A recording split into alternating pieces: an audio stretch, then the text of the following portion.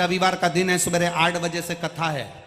रोज तो रात्रि को 3 बजे से लोग आना चालू होते हैं। आज 1:30 बजे रात्रि से ऑटो भरा भरा कर लोग आना चालू हो गए थे। 1:30 बजे रात्रि कि रविवार के दिन सूर्य नारायण भगवान को अर्घ देकर सोमवार के दिन उसी पात्र से शंकर को जल चढ़ाया जाए तो जीवन में जो विघ्न आते हैं, तकलीफें आती हैं, रोग आता है, दुख आता है, कष्ट आता है, बीमारी आती है या कोई विशेष परेशानी आ जाती है, तो वो अर्घ का कलश ले जाकर उसको जब आप सूर्य को चढ़ा देंगे खाली हो जाएगा। उसी कलश को मांझना धोना नहीं, उसी को दूसरे दिन शिव जी पर ले जाकर उस जल को समर्पित कर देने पर फल की प्राप्ति हो। महाराज आर्गिक कलश जैसे कुशा का चढ़ा हुआ जल, डाब मतलब एक घास आती है कुशा, जो तर्पण आदि के समय पर काम आती है, वो घास जैसी। उस कुशा का जल का वर्णन आपको देपालपुर की कथा में करा है कि उसका वर्णन आप लोगों ने श्रवण करा होगा। तो उसी तरह जब कलश ताम्र पात्र का जल, तो बुढ़िया को लगा कि बताओ मेरी तो गाय आई पर गाय तो गोबर ही नहीं देती, पर खाती तो है पर गोबर क्यों नहीं देती है। अब बुढ़िया के मन में भाव आया, तो बुढ़िया ने आज शंकर भगवान के मंदिर में पहुंचकर सूर्य नारायण भगवान को अर्घ देकर शिव जी के मंदिर पहुंच गई। शिव जी के मंदिर में जाकर बुआरी लगा रही थी, झाड़ू काट रही थी, पोछा लगा रही थी। कहीं बुआरी काटते काटते काटते काटते बुढ़िया के मन में आ गया, बताओ हे भोलेनाथ, गाय भी मिली तो ऐसी मिली कि गोबर ही नहीं देती। बड़ी विचित्र बात कर दी भोलेनाथ। भोलेनाथ जी ने सुन लिया, सूर्य नारायण भगवान से कहा, क्यों भास्कर देव तुमने बुढ़िया को गाय नहीं दी? तो वो गोबर नहीं देती तो कहां गया गोबर? कहा वो पड़ोसन है ना, जे इंतजार करती झरोके में से झांक, जैसी पोटा करती वैसी उठा कर लिया। तो एक काम करो ना सूर्य नारायण भगवान, अब एक काम तुम करो कि इस गाय को बुढ़िया के घर में पहुंचा दो, बाहर की जगह।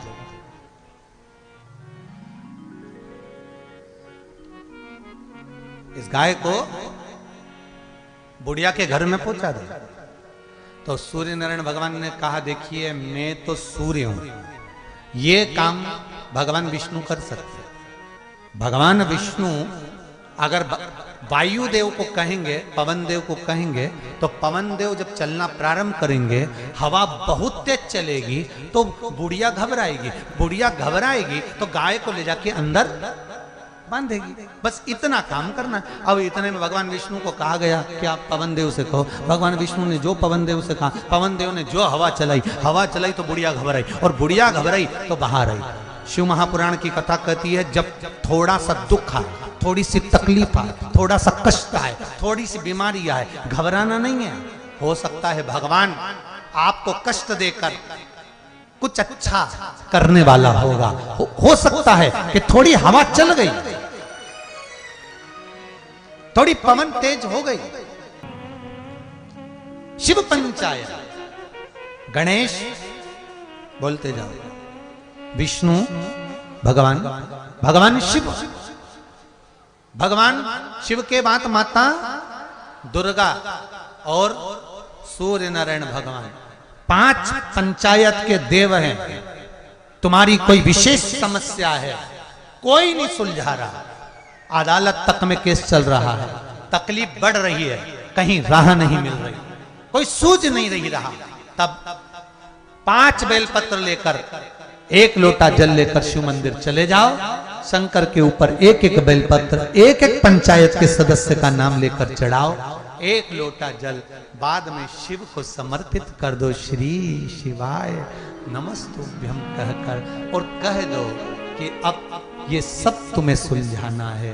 मन से कहना, दिखावे से नहीं, दिल से कहना, मेरे बाबा को सुलझा देगा। 3 महीने भी नहीं लगेंगे, 15 दिन में सुलझा कर रख देगा। अगर हमने भगवान की कथा को सुनना प्रारंभ कर लिया, हमने भगवान की कथा को अपने भीतर उतारना प्रारंभ कर लिया, तो ये समझ लो कि परमात्मा को फिर मिलने में देरी नहीं लगेगी, भगवान तुरंत मिल ही जाएगा। इन श्रवण शक्ति के द्वारा परमात्मा को भीतर उतारा जाता है। और जब श्रवण शक्ति हमारी प्रबल हो जाए, हमें सुनने पर, कथा सुनते सुनते सुनते सुनते आपका चित्त, आपका मन, आपकी बुद्धि, आपका हृदय, कभी कभी कथा सुनते सुनते आपकी रोमावलियां भी खड़ी हो जाती हैं, रोम खड़े हो जाते हैं। कभी कभी कथा सुनते सुनते आपका हृदय रोने लगता है, कभी कभी कथा सुनते सुनते आप मुस्कुराने लगते हो, कभी कभी कथा सुनते सुनते आपका ध्यान भटक सा जाता है, कभी कभी कथा सुनते सुनते ऐसा लगता है कि हम भगवान के भजन में बहुत डूब गए हैं। कभी रोमावली खड़ी हो गई, कभी ध्यान परमात्मा में लग गया, कभी हंस रहे हैं, कभी रो रहे हैं। ये कथा सुनने के बाद जब हमारी ये दशाएं होने लगती है तो ये समझ लें कि वो साधारण जीव नहीं रहता, वो भी श्री स्वामी समर्थ कहते हैं कि वो संत ही बन जाता है।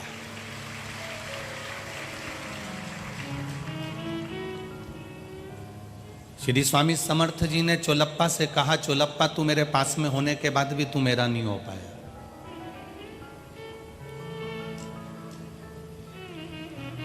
दुनिया के ऐसे कई लोग हैं जो भगवान के करीब होने के बाद भी भगवान के नहीं हो पाते।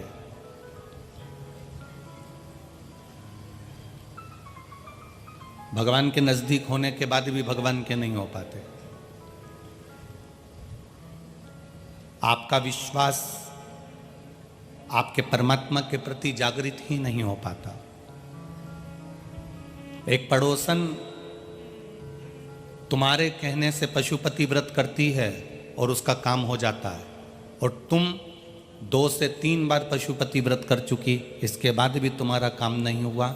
उसका कारण केवल एक है, उस पड़ोसन ने तेरी बात पर, तेरी वाणी पर, तेरे शब्द पर विश्वास किया, इसलिए उसका काम हो गया, और तू विश्वास को डोल गई। तेरा विश्वास प्रबल नहीं हो पाया, तेरा भरोसा पक्का नहीं हो पाया। अगर भरोसा पक्का हो जाता तो परमात्मा मिल जाता। आप इतने सारे भक्त लोग कथा सुनने आए हैं, लाखों की संख्या में आप लोग यहां पहुंचे हैं।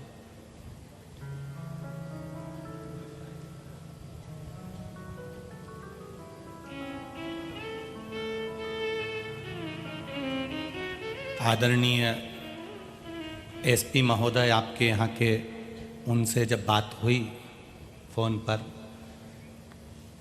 तो उन्होंने एक बात बड़ी सुंदर कही।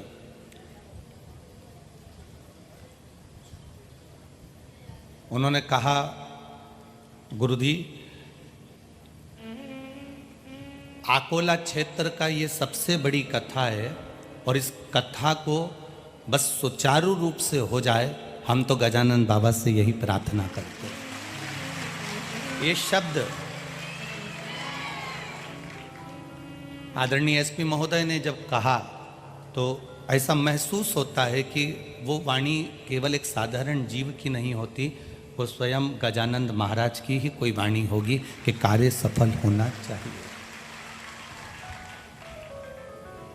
आप इतनी आस और विश्वास लेकर आते हो, आप इतना भरोसा लेकर आते हो, आप इतना विश्वास के साथ में शिव महापुराण की कथा को श्रवण करने के लिए आते हो। कहीं ना कहीं आपके भीतर शंकर तो होगा, कहीं ना कहीं आपके भीतर शिव तो होगा। आज के ज़माने में किसी को शादी में जाने की फुर्सत नहीं है, अपने रिश्तेदार के यहाँ कोई 2 दिन जाने को तैयार नहीं होता। शादी होती है तो लोग एक दूसरे को भेज देते हैं, तू चले जा, तू चले जा, तू चले जा। और शिव महापुराण की कथा एक ऐसी कथा है जिसमें आप स्वयं नहीं आते, आपके भीतर जो महादेव बैठा हुआ है वो महादेव आपको यहाँ तक लेकर आ जाता है।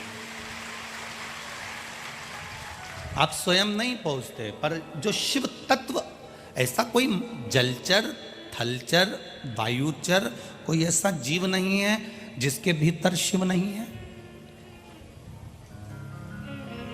हाथी का पांव मगर ने पकड़ा, और हाथी का पांव जब मगर ने पकड़ा तो भगवान दौड़ कर आए हाथी का पांव छुड़ाने के लिए भगवान ने सबसे पहले सुदर्शन चक्र उठाया और किसको मारा? जम के बोलो, हाथी को मारा कि मगर को मारा? मगर को मारा। सुदर्शन चक्र उठाकर मगर का शीश काट दिया और मगर मर गया। हाथी ने भगवान के सामने एक प्रश्न खड़ा कर दिया, ये बताओ आप मेरा कल्याण करने के लिए आए थे, तो आपने सबसे पहले मगर का कल्याण क्यों करा? पहले मेरा उद्धार करना था, फिर मगर का उद्धार करना था। तुमने मेरा उद्धार ना कर कर मगर का शीश काटा और मगर बैकुंठ चले गया, मगर का उद्धार कर दिया। आखिर कारण क्या था जो तुमने मुझे छोड़कर, हाथी कह रहा है मुझे छोड़कर, तुमने मगर का साथ दिया और मगर का उद्धार कर दिया?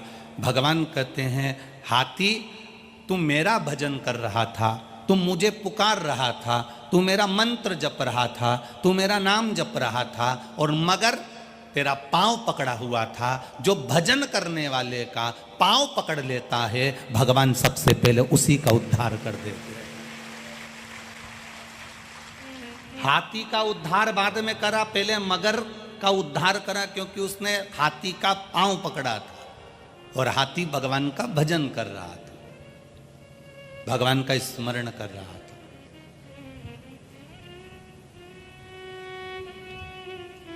आप संतों के चरण पकड़ते हो, संतों के चरणों को प्रणाम करते हो, भगवान के चरणों को प्रणाम करते हो, घर के बुजुर्गों को, माता पिता को, घर के बड़ों को प्रणाम करते हो, नमन करते हो। क्यों करते हो? क्योंकि उनके भजन का जो बल बड़ा है, उनके चरण हम पकड़ेंगे तो उससे हमारा कल्याण होगा।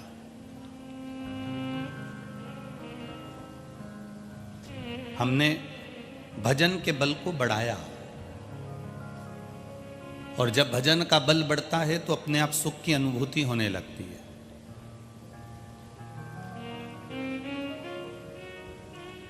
जो व्यक्ति कभी भगवान के मंदिर नहीं जाता, जो व्यक्ति कभी भगवान का भजन नहीं करता, जो व्यक्ति कभी सत्संग को ठीक नहीं समझता, प्रवचन में भी उसको ढोंग नजर आता है, मंदिर में उसको छल नजर आता है, भगवान की शरणागति में उसको केवल व्यापार नजर आता है, ऐसे व्यक्ति का संग जिंदगी में मत करना। अगर कोई भगवान के मंदिर जा रहा है, भगवान के भजन में जा रहा है, भगवान की शरणागति में जा रहा है, तो उसका क्षण भर का सत्संग भी अगर हमने कर लिया तो हमें आनंद की अनुभूति हो जाएगी।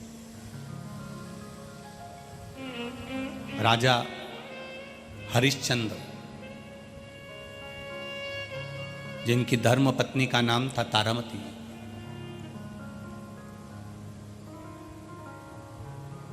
राजा हरिश्चंद्र अपने राज्य का पूरा कार्य देखते थे। पूरे राज्य का कार्य राजा हरिश्चंद्र देख रहे हैं, और पूरे राज्य का कार्य देखते देखते राजा हरिश्चंद्र कभी सत्संग में नहीं जाते थे। उनका मन राज कार्य में लगा रहता था, सबको संभालने में लगा रहता था, कर्म को वो प्रधान मानते थे। और हम भी इस व्यासपीठ से कहते हैं, कर्म प्रधान है। आपकी मेहनत आपको तरक्की दे जाएगी। किसी ढोंग ढकोसले में मत पड़ना, किसी के पास जाकर मत बैठना कि कोई तुम्हारा भाग्य बदल देगा। दुनिया में भाग्य बदलने वाला केवल आपका कर्म है, और देव अधिदेव महादेव हैं। आप जितनी मेहनत करेंगे, मेहनत के साथ में बाबा पर विश्वास करेंगे, तो आपका भाग्य बदल सकता है। बाकी के किसी की सामर्थ्यता नहीं कि कोई आपका भाग्य बदल दे। आपकी मेहनत आपका भाग्य बदल सकती है, आपका कर्म आपका भाग्य बदल सकता है, आपकी लगन, आपका उत्साह आपका भाग्य बदल सकता है।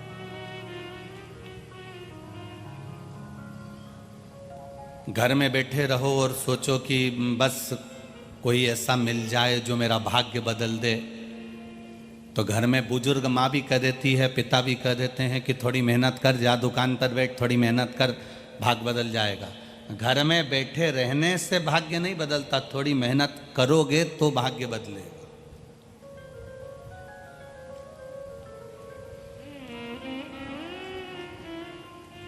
स्वयं भगवान कृष्ण गीता जी में कहते हैं कि कर्म प्रधान है, तुम कार्य करे जाओ, फल की इच्छा मत रखना, मैं स्वयं फल प्रदान कर दूंगा। आप तो केवल अपनी मेहनत में लगे रहिए, अपने भजन में लगे रहिए, राजा हरिश्चंद्र राज्य देखते थे पर सत्संग में कभी नहीं जाते थे। धर्मपत्नी तारामती रोज सत्संग में जाना चाहती थी, रोज प्रवचन सुनने जाना चाहती थी, रोज कथा सुनने जाना चाहती थी। राजा हरिश्चंद्र की धर्मपत्नी तारामती शंकर की उपासक थी, भगवान का भजन करती थी। उसका मन कथा में बहुत लगता था। वो मंदिर जाए चाहे ना जाए, पर कथा में जरूर जाना है उसको। आप में भी कई लोग ऐसे बैठे होंगे जिनका मन कथा में बड़ा लगता है। हम मंदिर जाएं ना जाएं, हम लोटा भर के जल चढ़ाएं ना चढ़ाएं, पर जैसे ही टीवी पर बस कथा 1 बजे चालू हुई, आस्था चैनल पर जो शिव पुराण की कथा मिली और तुम्हारा मन कथा में लगा। कई कई ऐसे हैं जिनका मन कथा में रमा है। कोई कोई ऐसे भी हैं जो रात्रि को सोते सोते भी आधा घंटा कथा सुनकर सोते हैं। कोई कोई ऐसे हैं 15 मिनट जब तक वो कथा हेडफोन में, कान में, मोबाइल पर 5-10 मिनट नहीं देख लें तब तक उनको नींद भी नहीं आती। उनका चित्त लगा है कथा, उनका मन लगा है कथा। अब राजा हरिश्चंद्र की धर्मपत्नी तारामती के मन में बस केवल कथा थी, सत्संग था, प्रवचन था, और पति के डर के कारण वो दिन में कथा में जाती नहीं थी। दिन में कभी कथा सुनने नहीं गई, क्योंकि पति चिल्ला देगा, पति अपशब्द कह देगा, कुछ बोल देगा, सत्संग में कैसे जाऊं मैं। और पति मुझे बोलेगा ना तो चल जाएगा, पर जो प्रवचन दे रहा है, जो कथा कह रहा है, जो सत्संग कर रहा है, उसको बोलेगा ना तो दोस्त तो मुझे लगेगा ना। तो तारामती कभी दिन में कथा में गई नहीं। रात्रि को पति सोता, तारामती उठती और चल देती। अब एक दिन रात्रि को राजा हरिश्चंद्र के नेत्र खुल गए और उन्होंने अपनी धर्म पत्नी को पानी के लिए आवाज लगाया, सुनती हो, सुनो, मुझे प्यास लग रही है, जरा पानी दोगी क्या। पत्नी उठी नहीं, पत्नी दिखी नहीं। राजा हरिश्चंद्र पलंग पर उठकर बैठा और उसने देखा कि मेरी पत्नी नहीं है। बड़ा गुस्से में लाल हो गया। आखिर यह रात को जाती कहां है।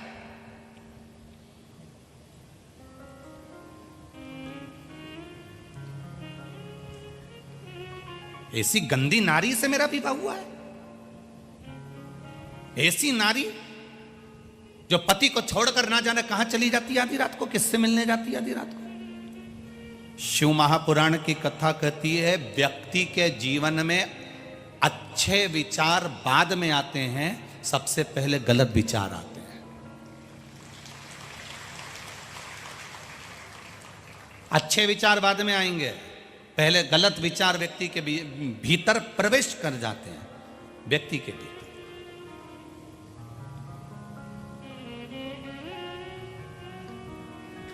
एक जगह पे रसगुल्ला पड़ा है, गुलाब जामुन पड़ी है, और एक जगह पर गंदगी पड़ी है, कोई कुत्ता मरा हुआ पड़ा है। तुम आराम से गाड़ी लेकर जाना, तुम्हारा ध्यान गुलाब जामुन पर, रसगुल्ले पर बाद में जाएगा। सबसे पहले वो जो कुत्ता मरा पड़ा है ना, उस पे ध्यान पहले जाएगा। व्यक्ति के जीवन में अच्छे विचार बाद में आते हैं, पहले गलत विचार उसके मन में आ जाते हैं। जैसे ही किसी को देखा मन में गलत विचार आ गया। अच्छे विचार आएंगे पर बाद में, पहले बेकार विचार आएंगे।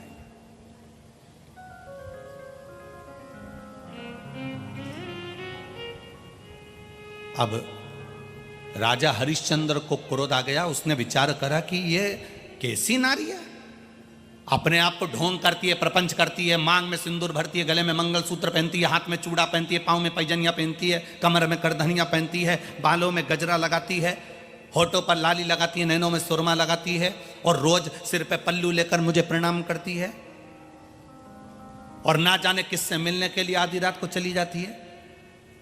रात भर राजा हरिश्चंद्र इंतजार कर रहे हैं, पर वो ब्रह्म मुहूर्त तक नहीं आई, तारामती सुबह तक नहीं आई।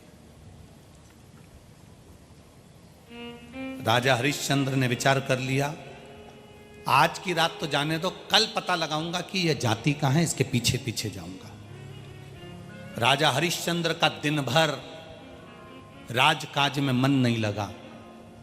क्योंकि जब मन में गलत विचार आ जाते हैं तो वो नींद उड़ जाती है, अच्छा व्यवहार वो कर ही नहीं सकता। घर में झगड़ा कर कर गया हुआ व्यक्ति दुकान पर नौकर से या ग्राहक से एक बार झगड़ा जरूर करेगा, यह पक्का है। वो झगड़ा करे बगैर मान ही नहीं सकता।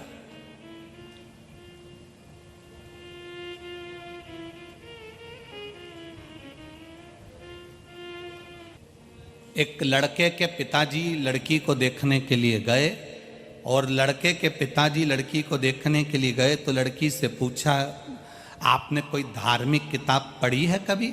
आप धर्म को जानती हो? धार्मिक किताबों का अध्ययन करा है आपने? लड़की ने कहा हाँ करा है। कौन कौन सी किताब का अध्ययन करा है? लड़की ने कहा रामायण और महाभारत का अध्ययन करा है।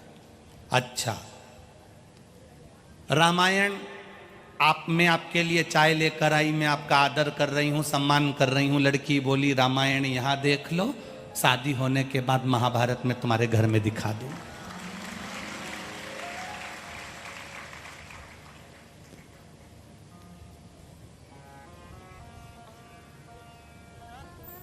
हम राजा हरिश्चंद्र विचार, दिन भर उनका चित्त नहीं लग रहा, दिन भर उनका मन नहीं लग रहा, दिन भर उनके चित्त वृत्ति नहीं लग रही। आज राजकाज में उनका मन नहीं है राजा हरिश्चंद्र का।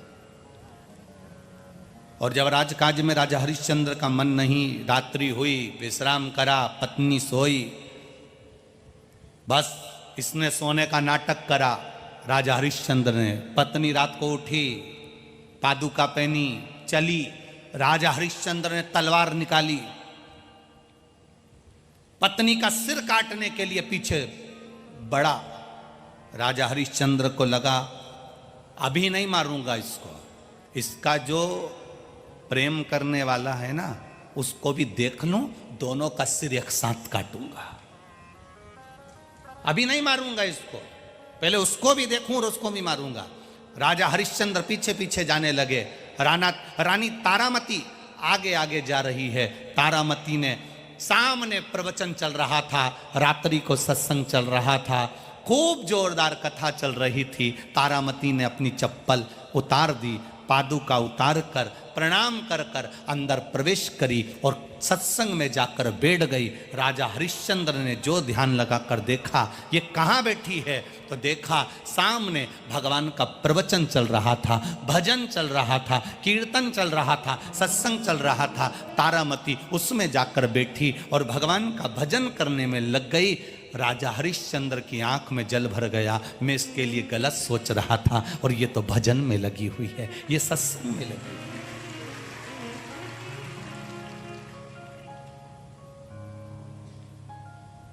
तारामती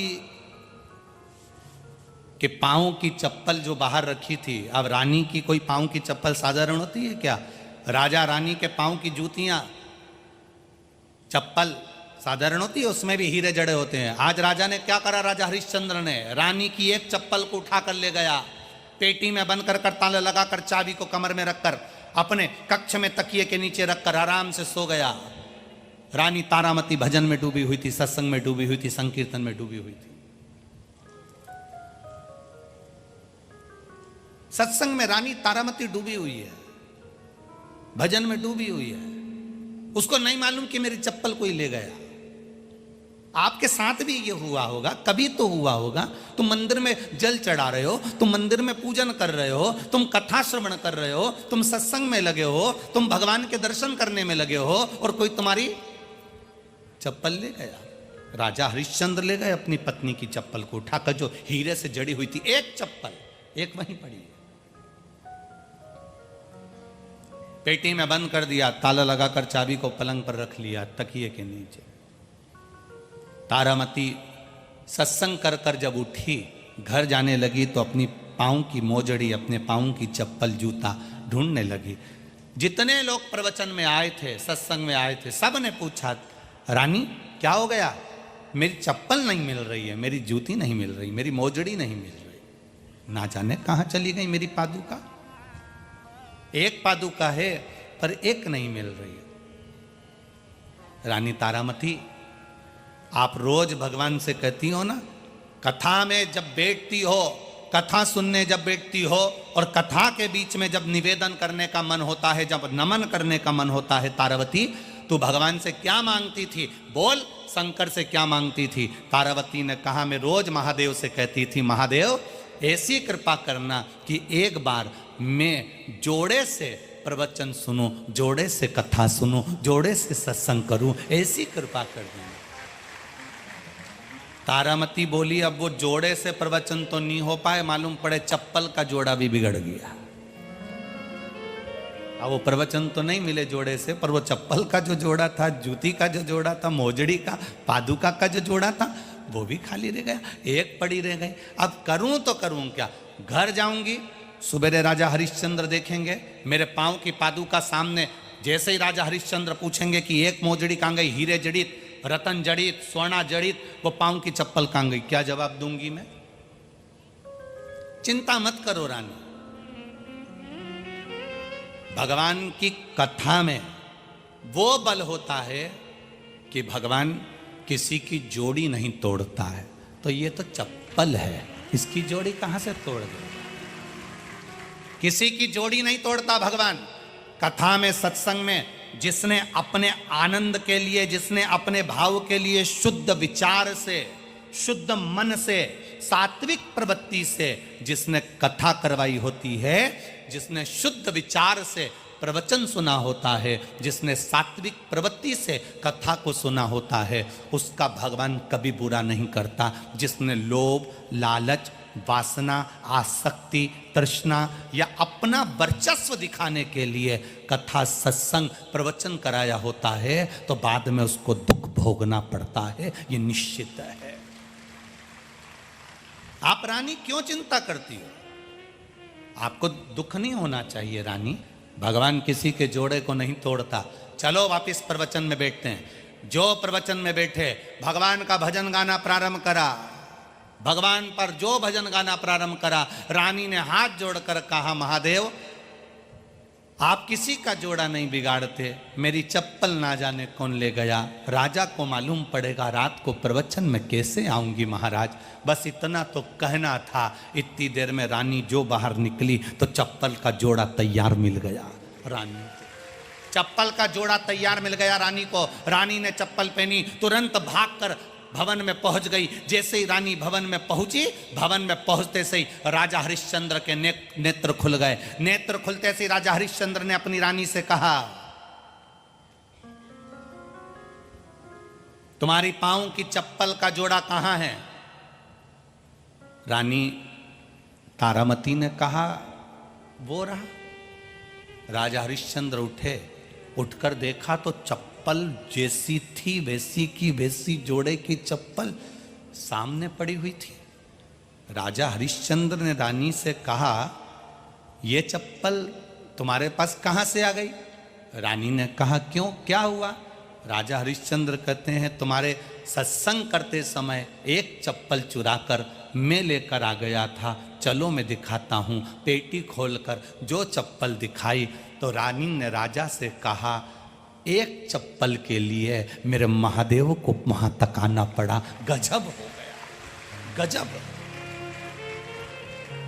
मात्र एक पादुका देने के लिए, एक चप्पल देने के लिए मेरे महादेव को करुणा करना पड़ी।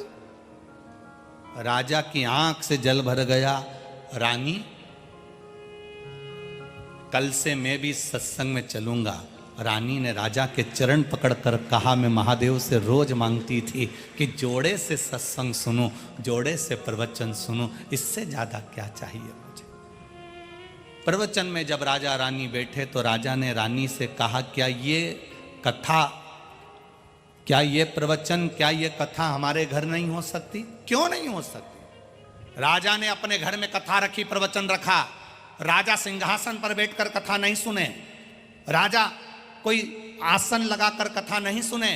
रानी अंदर बैठकर सत्संग कर रही थी और राजा चप्पल के, जहां लोग चप्पल छोड़ रहे थे, जहां लोग चप्पल खोल रहे थे, राजा उस दरवाजे पर बैठकर जितने लोग अंदर जा रहे थे उनके चप्पल को अपने कपड़े से पोंछकर उस मिट्टी को अपने मस्तक पर चढ़ा रहे थे। इतनी देर में देव अधिदेव महादेव वहां प्रकट हो जाते। महादेव सामने आकर खड़े हुए। महादेव एक बूढ़े का रूप लेकर आए और बूढ़े का रूप लेकर आए महादेव। उनके पांव में चप्पल नहीं थी, पादुका नहीं थी। पादुका नहीं तो राजा ने कहा, बाबा जी, ओ बाबा जी, रुको जरा, तुम चप्पल पहनकर नहीं आए, तुम जूता पहनकर नहीं आए, और तुम भी ऐसे आ गए, और तुम्हारे साथ में जो अम्मा है, तुम्हारे साथ में जो आई है, तुम्हारे साथ में जो माता जी हैं बूढ़ी, वो भी पाँव में पादुका पहनकर नहीं आई, चप्पल पहनकर नहीं आई। इतने में महादेव तो बूढ़े के रूप में थे। उन्होंने कहा, हमारे पास में पादुका नहीं थी, इसलिए कथा में हम आ रहे थे ना, सत्संग में हम आ रहे थे ना, इसलिए हम पादुका छोड़कर आ गए। कोई बात नहीं, तुम्हारी पादुका नहीं है, कोई बात नहीं, लाओ तुम्हारा चरण दो।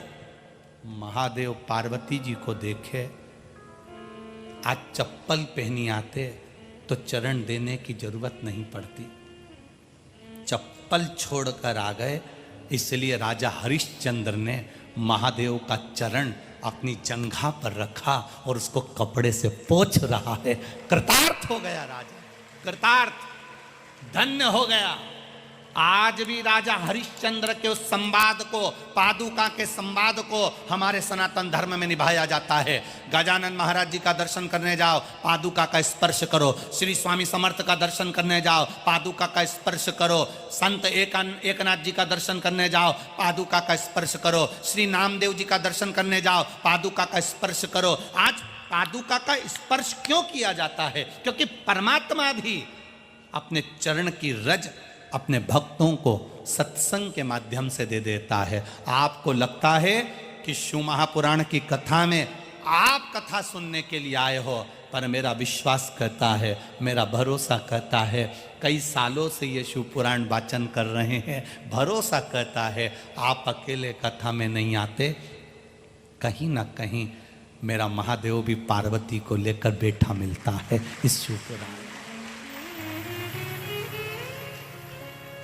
कितना पानी गिरा, कथा चालू नहीं हुई उसके पहले। बोलो सही से, बोलो सही है। आंधी तूफान चला, कीचड़ कीचड़ हो गया, पानी पानी हो गया, व्यवस्था अव्यवस्था हो गई। पर कथा जब से चालू हुई तब से महादेव, आपको खुद महसूस होगा, ऐसा लगता है कि महादेव बैठकर कथा श्रवण कर रहे हैं। आपको लगता नहीं, लगता हमको नहीं मालूम, पर हमारा विश्वास कहता है। फिर निवेदन करेंगे, जैसे हेलीकॉप्टर को उतारने के लिए बड़ी सी जगह में एच बना होता है। क्या बना होता है? चूने से उसको एच बना देते हैं। हेलीकॉप्टर चलाने वाले को मालूम है कि ये एच बना हुआ है, वो चारों तरफ घूमता है और घूमने के बाद उस एच पर लाकर हेलीकॉप्टर को खड़ा कर देता है। उसी तरह मेरा महादेव भी सब दूर घूमता है और जहाँ शिव महापंडाल शिव महापुराण का लगा होता है, वो भी नंदी को उतार कर नीचे बिठा देता है। ये शिव तत्व है, ये शिव महापुराण की कथा है।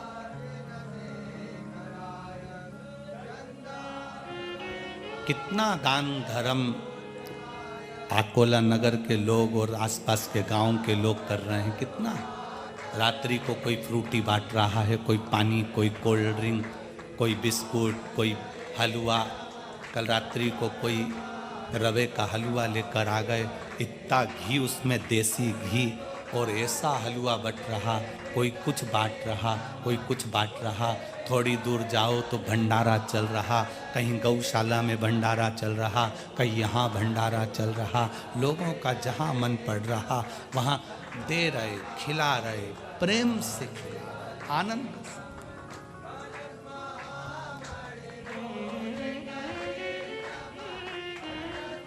ये लाखों लोगों की व्यवस्था करना किसी के सामर्थ्य की बात नहीं है।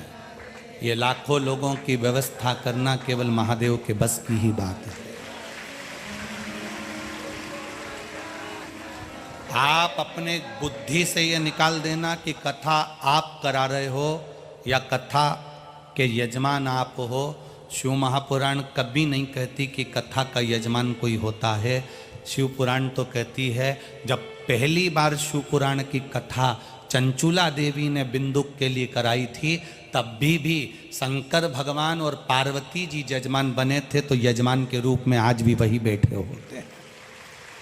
भले चौरसिया जी यजमान बन गए, दुबे जी यजमान बन गए, पर यजमान तो मेरा देव अधिदेव महादेव ही है। वो कैसे करा रहा है, कैसे साधता है, क्या करता है, बस वो करा रहा है और वो कर रहा है। अपनी कोई सामर्थ्यता नहीं, कोई सामर्थ्य।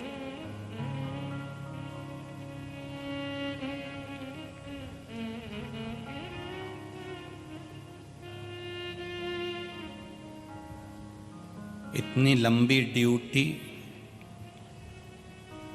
तो ये पुलिस वाले भी लगे हैं, इनने भी अच्छे अच्छे मंत्री संतरी की नहीं करी जितनी देव अधिदेव महादेव की सवेरे से लेकर रात तक करी।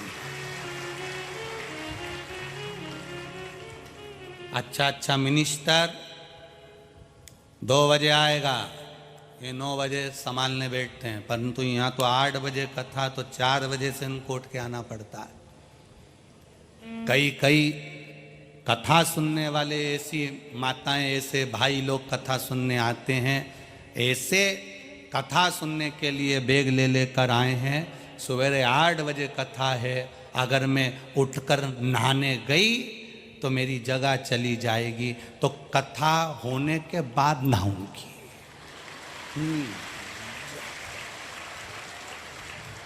जाए नहीं, उठे ही नहीं।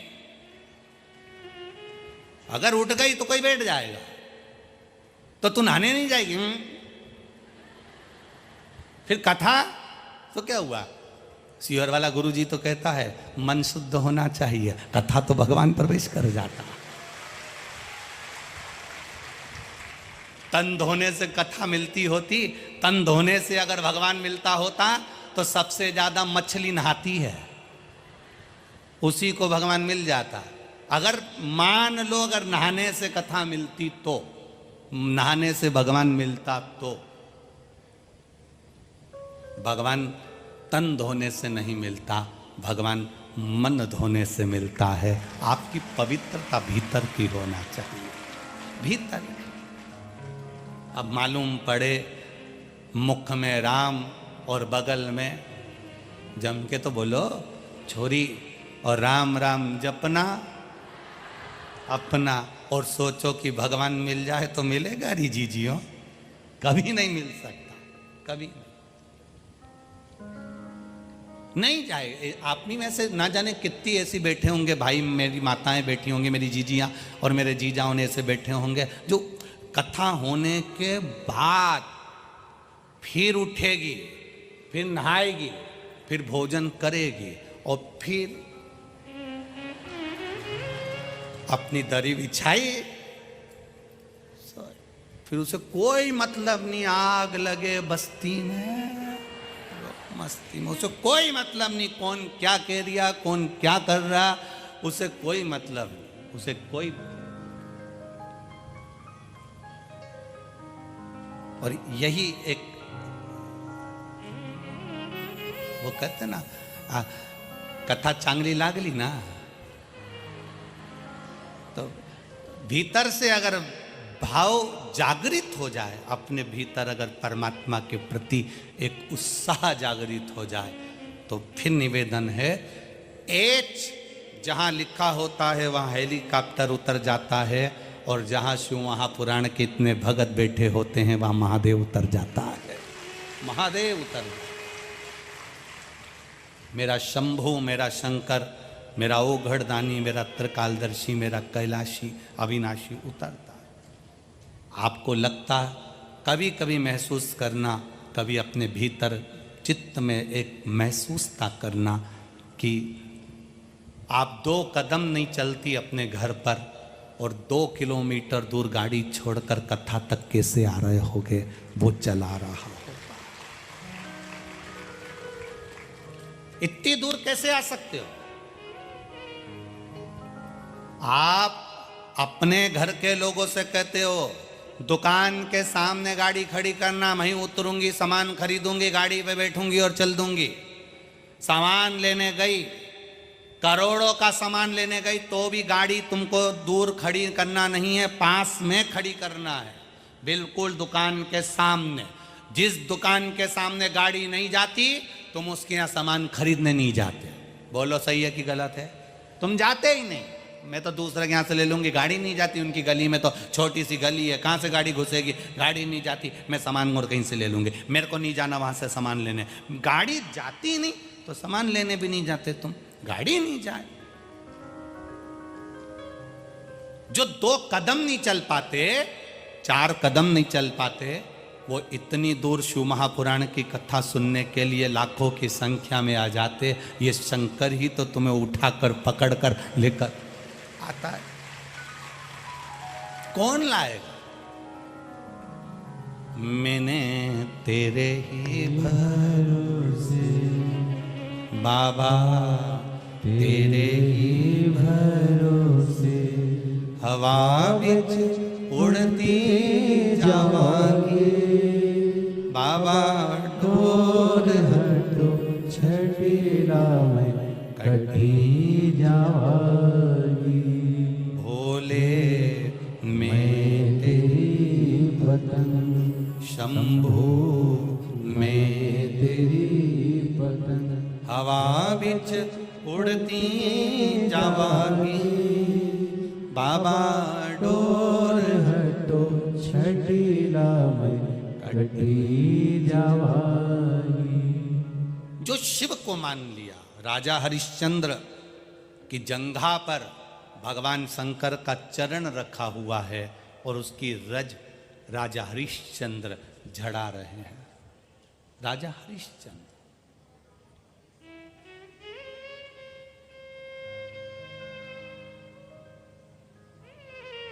आपसे कहते हैं, हम परसों की कथा में कहा था, जिसको याद होगा वो बता देगा। हमने परसों की कथा में भी आपको कहा था कि जब यहाँ से जाया करो तो भूमि को, जिस दरी पर बैठे हो, जिस कालीन पर बैठे हो, जिस फर्श पर बैठे हो, उसकी रज को अपने मस्तक पर लगाकर जाया करो, क्योंकि ना जाने किस वेश में नारायण मिल जाए। वो आया होगा, उसका चरण रखा होगा, उसकी रज मस्तक पर चढ़ गई तो हमारा जीवन सार्थक हो जाएगा, सार्थक।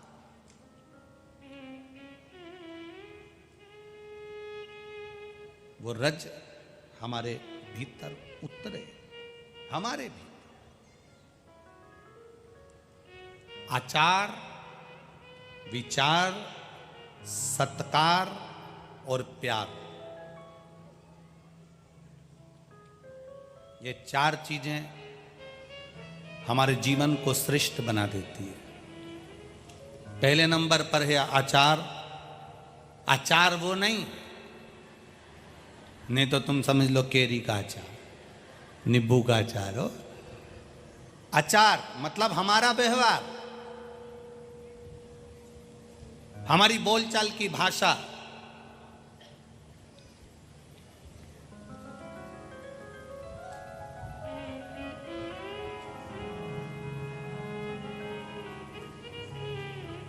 ये कहीं ना कहीं आपका अगर व्यवहार अच्छा है, आपकी बोलचाल की भाषा अच्छी है, आपकी वाणी में नम्रता है, आप झुककर चलना सीखते हो, तो पूरी दुनिया तुम्हारे साथ खड़ी है। आपकी नम्रता नहीं है तो सब आपके विपरीत है। होगा करोड़ों का धन आपके पास में, होगा वैभव आपके पास में, जमीन जायदाद, बंगला, गाड़ी, दुकान, सब कुछ आपके पास में होगा, पर यदि आपका व्यवहार नहीं है, आपकी वाणी में प्रेम नहीं है, आप झुकना नहीं जानते, नम्रता नहीं जानते, तो आपका जीवन बेकार है।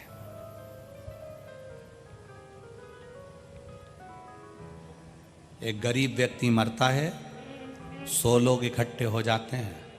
एक बहुत पैसे वाला मरता है, अगर उसका व्यवहार नहीं होता तो 4 लोग भी इकट्ठे नहीं होते हैं। उसके व्यवहार से, उसके प्रेम से, उसकी वात्सल्यता से, उसकी करुणाता से आपको प्राप्ति हो सकती है। आचार विचार, आपकी सोच अच्छी होना चाहिए। काला कलर का चश्मा लगाओगे सब काले दिखेंगे, नीले कलर का लगाओगे सब नीले दिखेंगे, पीले कलर का चश्मा लगाओगे सब पीले दिखेंगे, सफेद कलर का लगाओगे सब सफेद दिखेंगे। आपका चश्मा जिस कलर का होगा, आपकी दृष्टि कैसी है, आपका विचार कैसा है। चोर को चोर नजर आता है, साहूकार को साहूकार नजर आता है, धर्मात्मा को धर्मात्मा नजर आता है, पुण्यात्मा को पुण्यात्मा नजर आता है, पापी को पापी, कपटी को कपटी नजर आता है, भजन करने वाले को भजन करने वाला नजर आता है, और धर्मात्मा को धर्मात्मा नजर आता है। आपकी सोच, आपका विचार, आपकी दृष्टि श्रेष्ठ होना चाहिए। चेहरे का कलर बदले ना बदले, पर अपना कर्म बदलना चाहिए, तो जिंदगी सार्थक है। अब हम चेहरा बदलने में लगे हुए हैं, हम रोज प्रयास करते हैं, मैं कैसे अच्छी लगूंगी, मैं कैसे अच्छी लगूंगी, मैं कौन से कलर के कपड़े पहनूं कि मैं अच्छी दिखूं। कभी विचार करना कि मैं कौन सा भजन करूं कि भगवान को अच्छी लगूं, वो भजन कौन सा होना चाहिए। एक साड़ी अच्छी नहीं लगती तो तुम उसको उतार दूसरी पहन लेते हो, वो भी अगर गड़बड़ दिख रही है तो तुम तीसरी पहन लेते हो। जरा विचार करिएगा, जब हमारा वस्त्र हमको अच्छा नहीं लगता तो हम बदल लेते हैं, तो अपना व्यवहार किसी को अगर अच्छा नहीं लग रहा तो अपने आप में हमें व्यवहार को बदलना चाहिए। हम अपने व्यवहार को नहीं बदल रहे, हमारा वही अकड़, हमारी वही आसक्ति, वही काम, वही लोभ, वही तृष्णा, वही निंदा, वही व्यर्थ का काम, तो हम परमात्मा को नहीं पा सकते।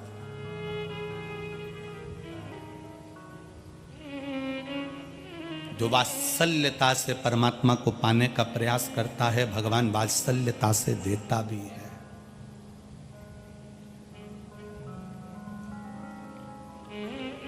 वात्सल्यता से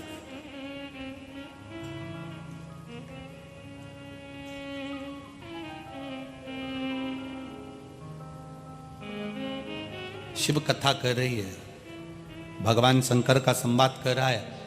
आपका व्यवहार, आपका विचार, आपका सत्कार, आप किसी का सत्कार कैसे कर रहे हो।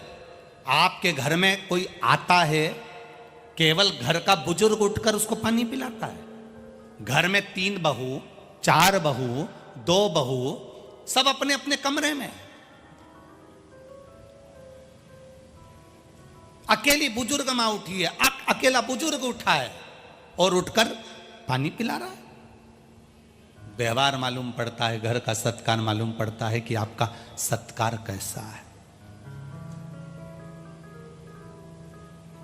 विदुर जी के यहां भगवान कृष्ण गए तो विदुर जी नहीं थे, उनके घर में विदुरानी थी। नया पलंग विदुरानी ने विदुर जी से कहकर बनवाया था। आजकल तो ये लकड़ी के पलंग बनते हैं, पहले के समय का जो पलंग होता था, आसपास में लकड़ी लगी होती थी, बीच में रस्सी लगी होती थी, निवाड़ पट्टा बंधा होता था। क्या बोलते हैं इधर? खटिया। हाँ ठीक है, ये वही खटिया है ना, खड़ी कर दी जो है।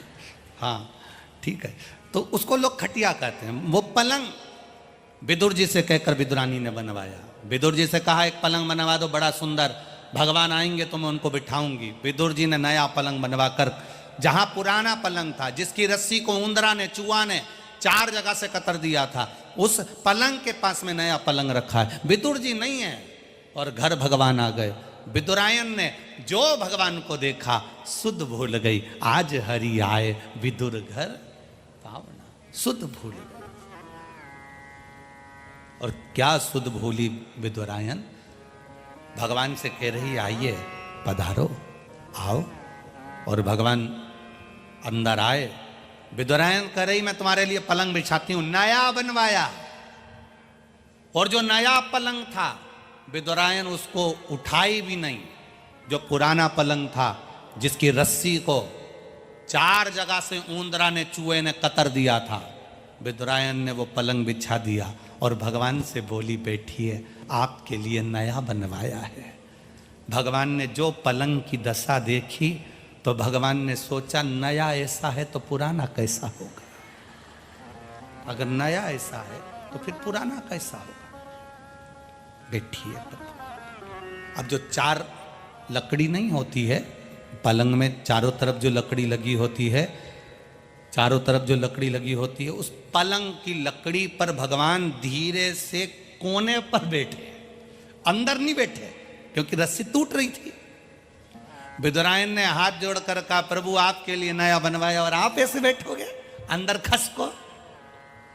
भगवान विदुरायन से बोले नहीं खसकूंगा, अगर मैं खसक गया तो पूरा ही खसक गया। नहीं, विदुरायन बोली ऐसा नहीं चलेगा, थोड़ा सा अंदर खसको प्लीज। हाथ जोड़कर बार बार निवेदन करा, थोड़ा तो खसकना पड़ेगा। और भगवान अब विदुरायन के भाव को जान गए। अब भाव तो भाव होता है ना, बिना भाव के कोई चीज भाती थोड़ी ना। एक जमाई था, उस जमाई को बैंगन की सब्जी अच्छी नहीं लगती थी। अब उसको बैंगन की सब्जी अच्छी नहीं लगती थी और ससुराल गया, और ससुराल में गया तो ससुराल में पहली बार गया और सास ने बैंगन की सब्जी बनाई और सारी सब्जी मिठाई रसगुल्ला सब थाली में रखा, पर जमाई को लगा सामने बैंगन की सब्जी है, मुझे बहुत बुरी लगती है, एक काम करता हूं सबसे पहले इसी को खाकर फिर दूसरी चीज खाऊंगा, जो अच्छी नहीं लगे पहले उसे निपटा लो। पर हमने इस कथा के बाद में ये विचार कर लिया कि जो अच्छी नहीं लगे उसके बाद में खाओ, जो अच्छी लगे वो पहले खाओ। इसने कहा अच्छी नहीं लगती, पहले ये खा जाता हूं। एक रोटी का टुकड़ा लेके पूरी बैंगन की सब्जी खा गया। इतने में साली ने अंदर जाकर बताया मम्मी जीजा जी को बैंगन की सब्जी इतनी अच्छी लगी, इतनी अच्छी कि उनने कुछ भी ना तो गुलाब जामुन खाई, ना समोसा खाया, ना कचौड़ी खाई, केवल बैंगन की सब्जी खाई। इतने में माँ ने कहा बेटी जाओ एक कटोरी और दिया। अब वो एक कटोरी बैंगन की सब्जी फिर ले गए। जीजा जी जीजा जी जीजा जी। जीजा जी बोले नीची है नीची है, नहीं तुम्हें मेरे हाथ की तो लेना ही पड़ेगी चाहे कुछ भी हो जाए। जीजा जी बोले मैं कोई दूसरा आइटम ले लूँगा, नहीं तुम्हें तो लेना ही पड़ेगा। और वो कटोरी फिर धर गई। अब जीजा जी को लगा फिर सब्जी आ गई बैंगन की, इसको नफरत थी बैंगन की सब्जी से। अब इसने कब साली दे के गई, इसने फिर रोटी का टुकड़ा लिया। इतने में ससुर जी आए, उन्होंने देखा जमाई कितना सीधा साधा, कितना बढ़िया, ना गुलाब जामुन खाए ना समोसा खाए, बैंगन की सब्जी खाए। ससुर अंदर गए, अपनी पत्नी से कहा जरा एक कटोरी सब्जी देना, एक कटोरी। ससुर जी बेटा बहुत लोगों को देखा, सबको अच्छा अच्छा सामान पसंद है, पर पहली बार हमारा इतना जोरदार जमाई मिला जी को बैंगन की सब्जी थी, भाई खाना पड़ेगी। और वो कटोरी रख गया। अब ससुर के हाथ की नहीं खाए तो पत्नी प्राण खाए। उसने कहा सब बाद में खाऊंगा, पहले बैंगन की सब्जी। उसने ससुर के हाथ की खा गया। इतने में सास पूरी कढ़ाई लेके, ये बैंगन की सब्जी तुम्हें इतनी अच्छी। जमाई उसके बाद कभी नहीं आया, कभी। अब विदुरानी कह रही है कि बैठो अंदर खसको। भगवान बोले कि मैं अंदर खसका तो पूरे खसक जाऊंगा। विदुरानी बोली तुम्हारे लिए नया पलंग बनवाया, भगवान के नया ऐसा है तो पुराना कैसा होगा। फिर भी नहीं माने। जो भाव से अगर जिमाए, भाव से बुलाए, भाव प्रकट करे तो फिर तो मानना पड़े।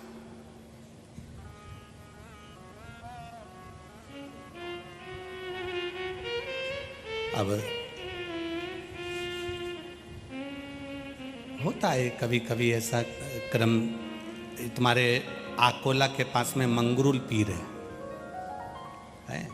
अब वो मंगरूल पीर में वह नारायणी बाई, बहुत पहले की बात, 10, 12, 15 साल और पहले की, लगभग 20, 22 साल पहले की बात है। उनने कराई कथा।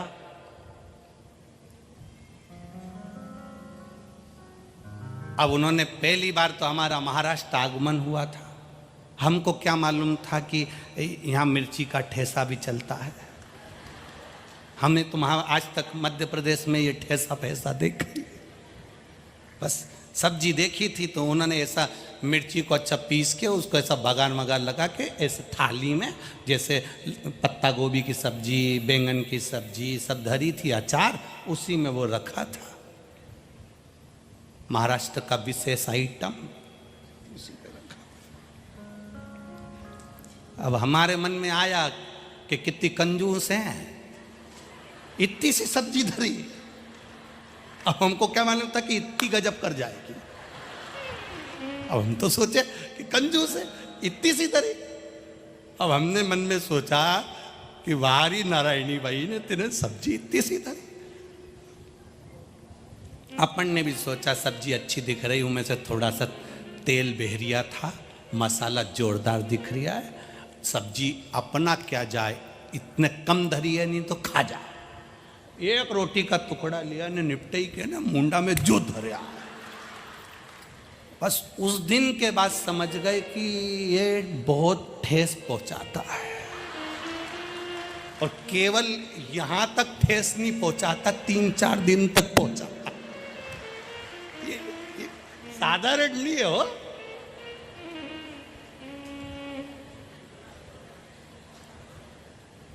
अभी कल की बात है, वो चौरसिया जी के यहाँ से प्रसाद महाप्रसाद तो ऊ में आ गया था, हम समझ गए थे अलग ही रखना है वो, तो ध्यान रखना। तो ये प्रेम की भाषा है, एक आनंद की भाषा, और बड़ी बड़ी आनंदता होती है इसमें। तो वहाँ भगवान से विदुरानी कह रही है जरा खस को जरा। अब जो खसकने का कहा तो भगवान जो खसके पूरी रस्सी टूट गई और भगवान उसके अंदर फंस गए, पांव उधर और भगवान इधर। और विदुरानी पूछ रही कैसा लग रहा है? भगवान कह रहा है ऐसा लग रहा है जैसे 100 किलो के कपास पे बैठा हूं। अब विदुरानी बोली भूख लग रही होगी, तुम्हारे लिए कुछ खाने का लाती हूं, तुम्हारे लिए कुछ खाने का लेकर आती हूं, मैं तुम्हारे लिए कुछ लेकर आती हूं खाने का। विदुरानी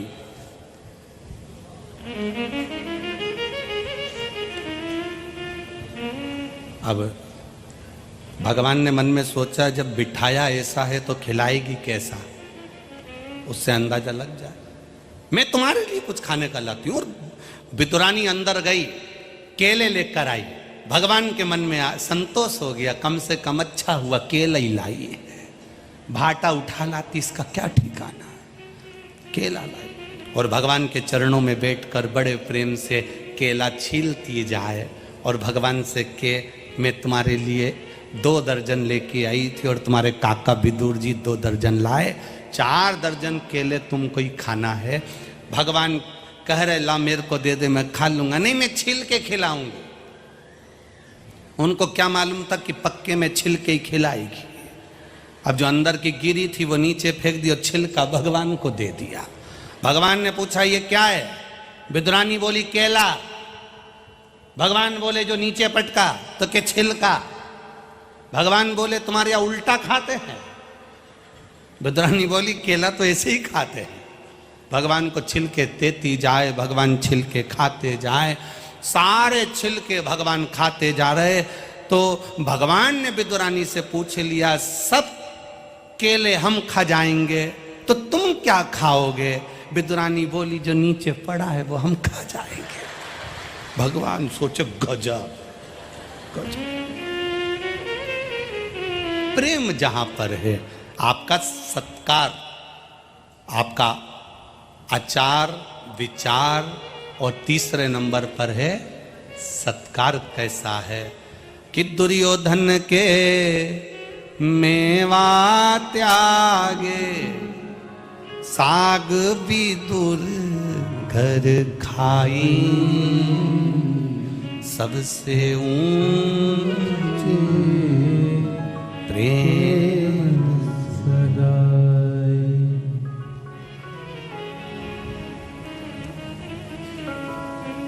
सबसे ऊंचा संबंध है प्रेम का, आचार विचार और सत्कार।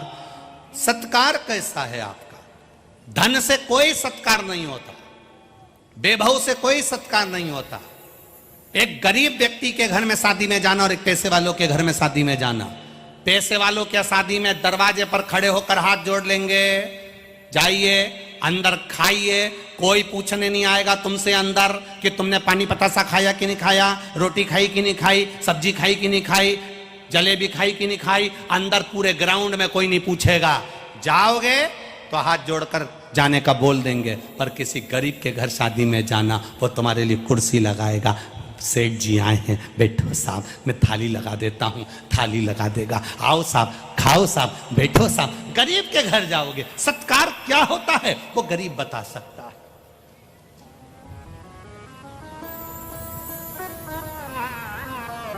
सत्कार क्या है?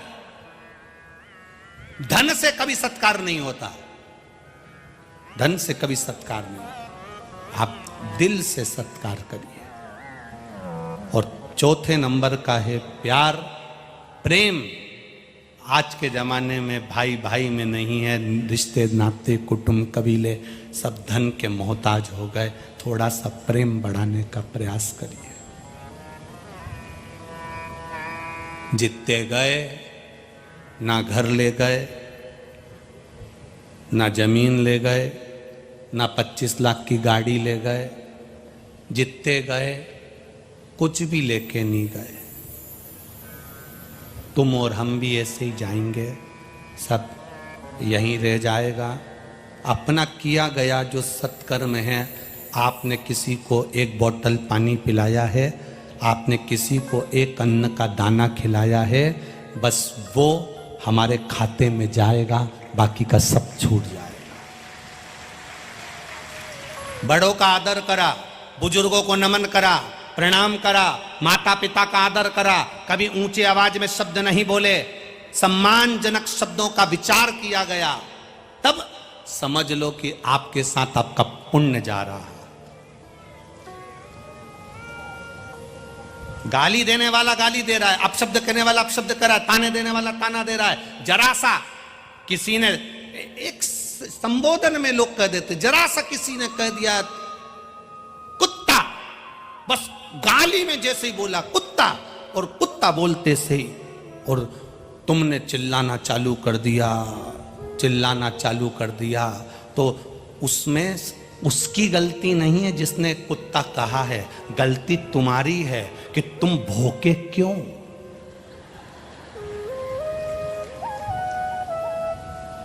मतलब तुमने प्रस्तुत कर दिया कि उसने जो बोला वो गलत नहीं बोला, उसने तो कहा ना कुत्ता, कह दिया ना।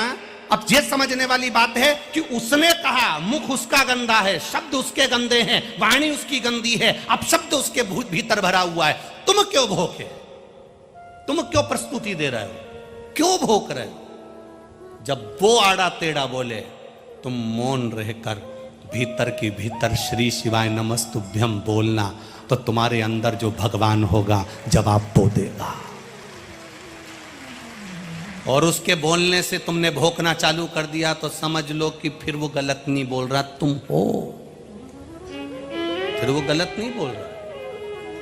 तुमने अगर चिल्लाना चालू कर दिया, उसने बोला और तुमने अपशब्द बोलना चालू कर दिया, तुमने तुरंत बोलना चालू कर दिया, तो समझ लो कि फिर तुम वो गलत क्या बोला है, उसको समझो।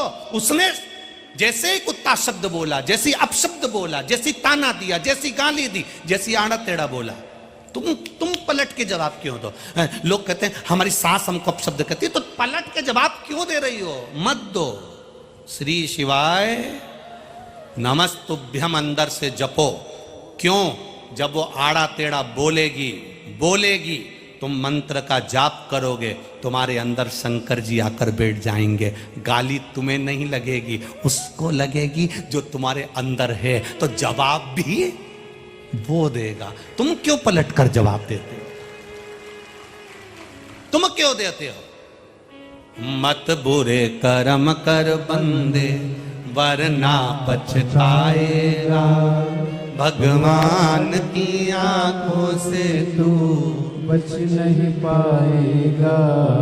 तू बच नहीं पाएगा।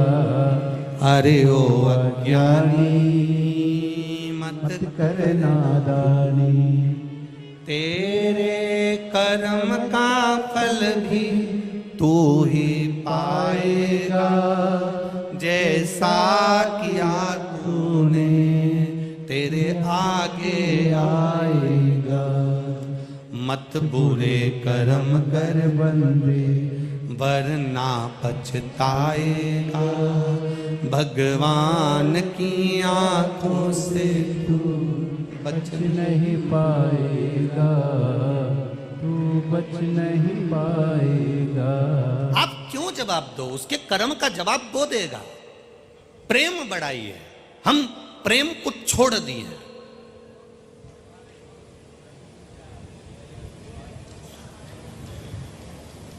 प्यार और प्रेम में अंतर है भाई, जरा ध्यान रखिएगा, गलत जगह मत पहुंच जाना, विचार करिएगा। प्यार और प्रेम में अंतर है।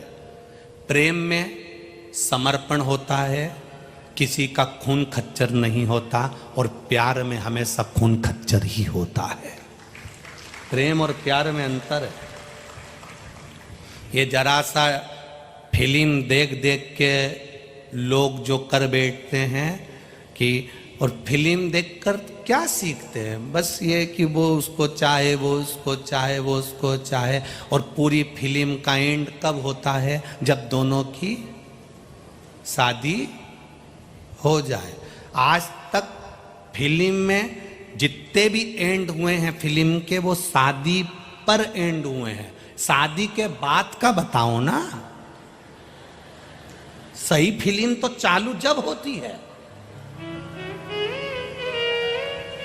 पर जितनी भी फिल्म बनी, हर एक फिल्म का एंड होगा तो दोनों की शादी से होगा। इसके बाद ओरिजिनल फिल्म चालू होती है, वो कौन दिखाएगा?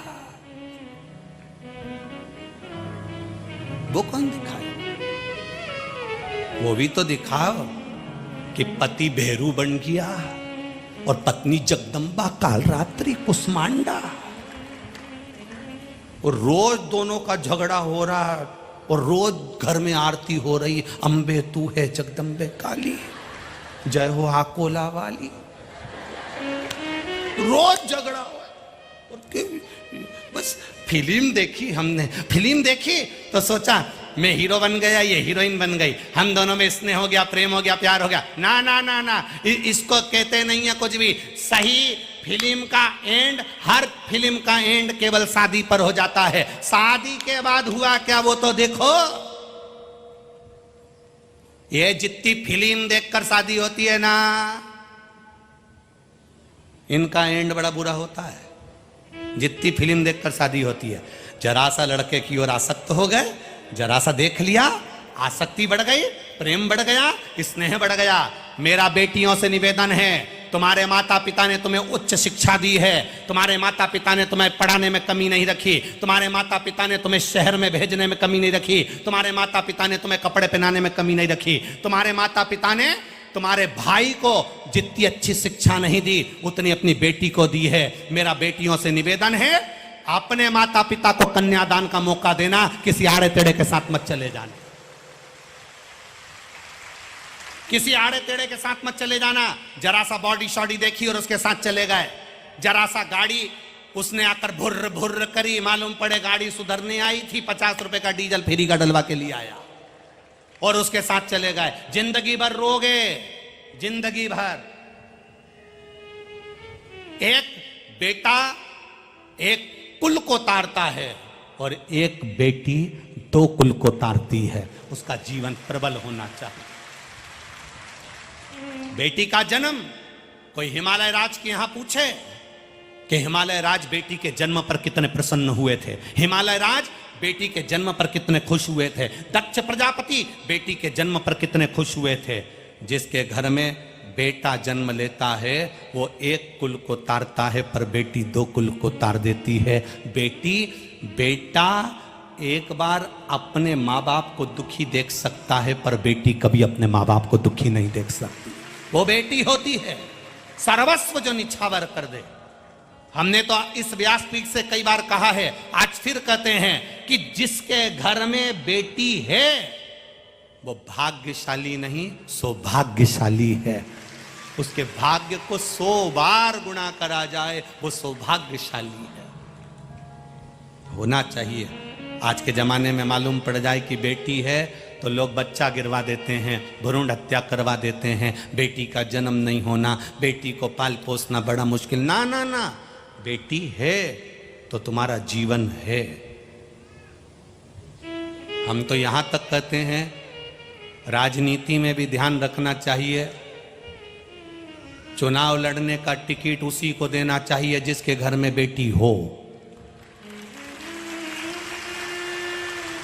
चुनाव लड़ने का टिकट भी उसके यहां देना चाहिए जिसके यहां बेटी हो। और निवेदन है, बेटी के मां बाप को निवेदन करूंगा कि आप भी अपनी बेटी की शादी उसी घर में करना जिस घर में बेटी हो।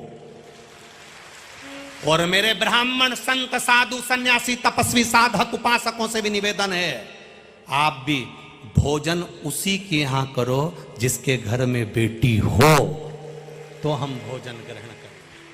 क्योंकि बेटी भाग्य बना देती है, बेटी सौभाग्य बना देती है, बेटी बाप की किस्मत लिख देती है। वो तो कहीं भ्रम में ना पड़े बेटियां। मेरा निवेदन, यहां जितनी बेटियां बैठी हैं, जितनी बेटियां बैठी, कितनी बैठी है जरा खड़ी तो हो जाओ बेटियां, हो जाओ खड़ी हो जाओ। जितनी भी लड़कियां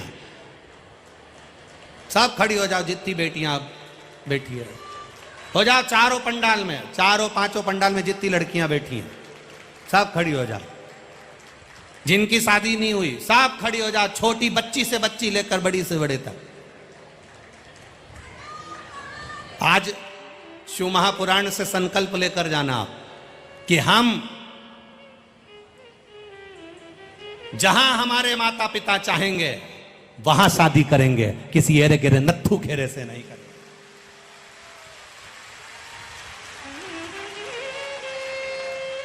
किसी आड़े टेढ़े के साथ शादी नहीं करेंगे। हमारे माँ बाप की इज्जत को हम नहीं गिरने देंगे।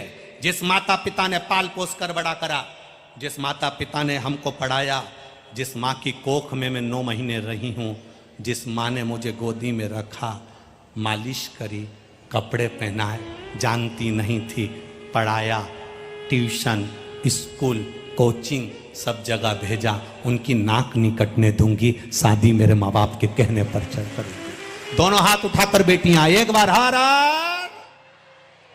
बैठिए बेटा। परिणाम आपको दंडवत नमन करता हूं आपके चरणों का, आपकी वात्सल्यता, आपकी करुणता। संकल्प होना चाहिए हमारे जीवन।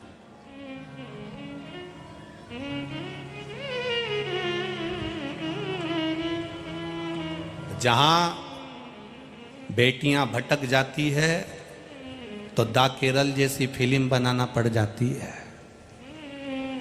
बेटियों को भटकने नहीं है, एक अपने जीवन को सार्थक करना है, हम अपने जीवन को धन्य बनाना। आप एक माता पिता का गौरव हो, आप एक माता पिता का जीवन हो। बहुत अरमान रखकर वो पढ़ने भेजता है आपको, आप उसके अरमान को डूबने मत देना, डूबने मत देना। बेटी बेटी बहुत विचित्र बात कहेंगे, आप लोगों को समझ में आएगी उम्मीद है। बेटा मां को प्रिय होता है और बेटी बाप को प्रिय होती है। पिता को प्रिय है बेटियां। लोग कहते हैं बेटी की विदाई में मां ज्यादा रोती है। शिव पुराण कहती है बेटी की विदाई में जितना पिता रोता है उतना कोई नहीं रोता है, कोई नहीं। साथ में बैठकर भोजन करती है, पापा, बाबू, बाबूजी, चाय ला दूं? दुकान से पापा आते हैं, पिताजी आते हैं और बेटी उनका चेहरा पढ़कर कह देती है, पापा मम्मी कहीं गई हैं, आई कहीं गई है, मैं तुम्हारे लिए चाय बना दूं पापा? बेटी बाप की दौलत है, साथ में बैठती है, रोटी खाती है। बाप की इतनी हैसियत नहीं होती कि बेटी की शादी में बहुत सारा दहेज दे दे। गाड़ी, बंगला, अलमारी, सोफा सेट देने की पिता की हैसियत नहीं होती। फिर भी पिता कर्जा लेकर आता है और अपनी बेटी की शादी में कमी नहीं रखता। कमी नहीं रखता बाप अपनी बेटी की शादी। बेटी कहती है पापा मत कर्जा करो, कौन चुकाएगा, भाई छोटा है, घर की बड़ी मैं हूं, मेरी शादी कर दोगे तो कर्जा कब तक चुकाओगे। कोई बात नहीं लाडो, कोई बात नहीं। सब भोजन कर कर चले जाते हैं, बेटी की भांवर भी हो जाती है, पापा सामने नहीं आते, कन्यादान कर कर एक और खड़े हो जाते हैं। जब जाती है बेटी तब पिता बेटी के सामने जब आता है, बेटी कहती है पापा इतना कर्जा कर लिया कैसे चूकेगा ना।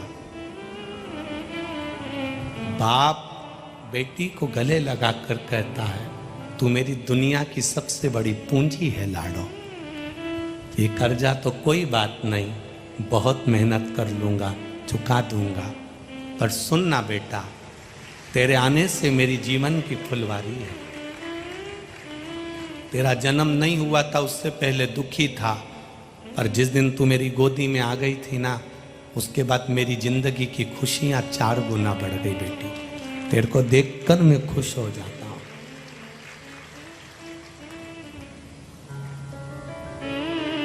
विदा हो गए, चले गई। बेटी भी कहती है पापा बहुत दूर मत ब्याह देना, दूर ब्याह दोगे तो कहाँ मिलना होगा पापा, कभी तो आएंगे ना मिलने के लिए। उस बेटी की जो शादी करी और लड़का उसका सम्मान नहीं करता, आदर नहीं करता, गालियां देता है, उसको पूछता नहीं है, केवल एक नौकरानी की तरह उसको उपयोग में लेता है, तो उस बाप से पूछना जिसने उसको पाल पोस कर बड़ा करा, उसकी जिंदगी कैसी रहती है।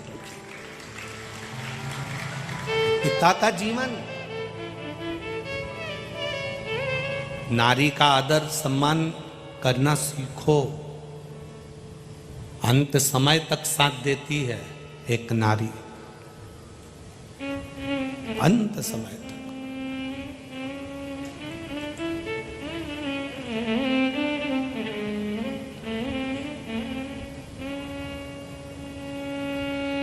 एक नारी का जीवन बड़ा विचित्र जीवन है। जब हिमालय राज के यहां से पार्वती मैया विदा हुई थी, हिमालय राज 7 दिन तक रोटी भोजन नहीं करे थे, 7 दिन तक उन्होंने भोजन नहीं ग्रहण करा था। पूछा था मैनावती ने आप भोजन क्यों नहीं करते, बेटी का चेहरा सामने आ जाता है, चेहरा सामने आ जाता है। उसको साथ में बैठकर हम लोग खाते थे, उसको स्कूल छोड़ने जाता था, कॉलेज छोड़ने जाता था, दुकान की शटर गिरा देता था, कोचिंग छोड़ने चले जाता था, आती थी लेने चला जाता था। कितना विश्वास बेटा पर भले एक बार भरोसा पिता ना करता है, पर अपनी बेटी पर भरोसा पूर्ण करता है। प्रेम और प्यार में अंतर है। प्यार में खून खच्चर होता है, आखिरी में लोग प्यार कर कर शादी जरूर कर लेते हैं, पर इनकी जिंदगी नरक से बदतर होती है, रोते हैं, बिलखते हैं और मरते हैं। प्रेम प्रेम होता है जिसमें खून खच्चर नहीं होता, समर्पण होता है। राधा और कृष्ण का भी प्रेम था, पर दोनों में एक दूसरे में समर्पण का भाव था, कोई खून खच्चर नहीं हुआ। आज के जमाने में लोग उसको बदनाम कर दिए कि ये प्रेम, प्रेम और प्यार में अंतर है।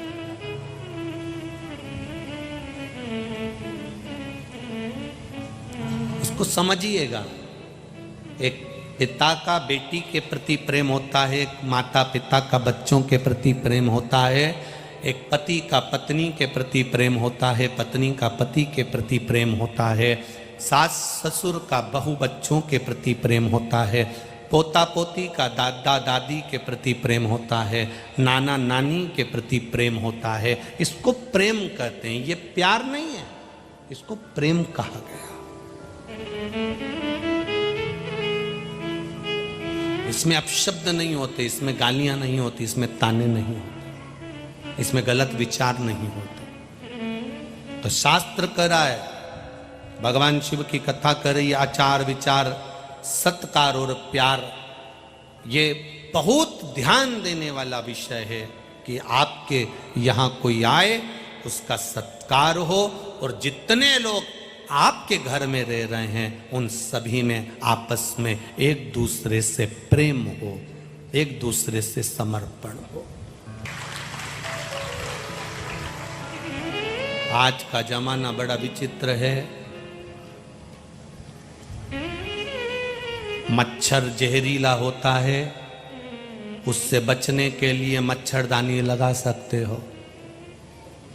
मच्छर जहरीला होता है, उससे बचने के लिए मच्छर की कॉइल लगा सकते हो, ऑल आउट लगा सकते हो। सांप जहरीला होता है तो पहचान जाते हो कि यह जहरीला है।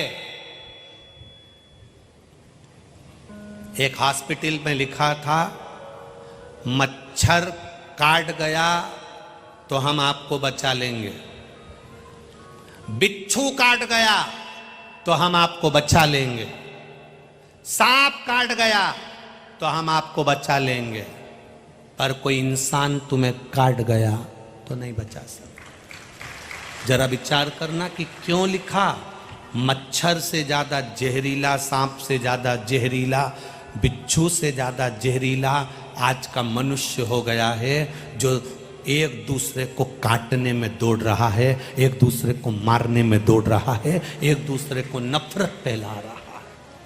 हम कहां जा रहे हैं? हमारी सोच, हमारी वृत्ति, हमारा दृष्टि कहां जा रही है? श्री स्वामी समर्थ शिव महापुराण की कथा कहती है, स्वामी समर्थ जी ने अपने शिष्यों से कहा, चौलप्पा से कहा, सुंदरबाई से कहा कि तुम मेरे करीब में होने के बाद भी तुम मेरे नहीं हो पाए। चौलप्पा, तू मेरी सेवा कर रहा है। सेवा किस लिए कर रहा है? केवल धन कमाने के लिए।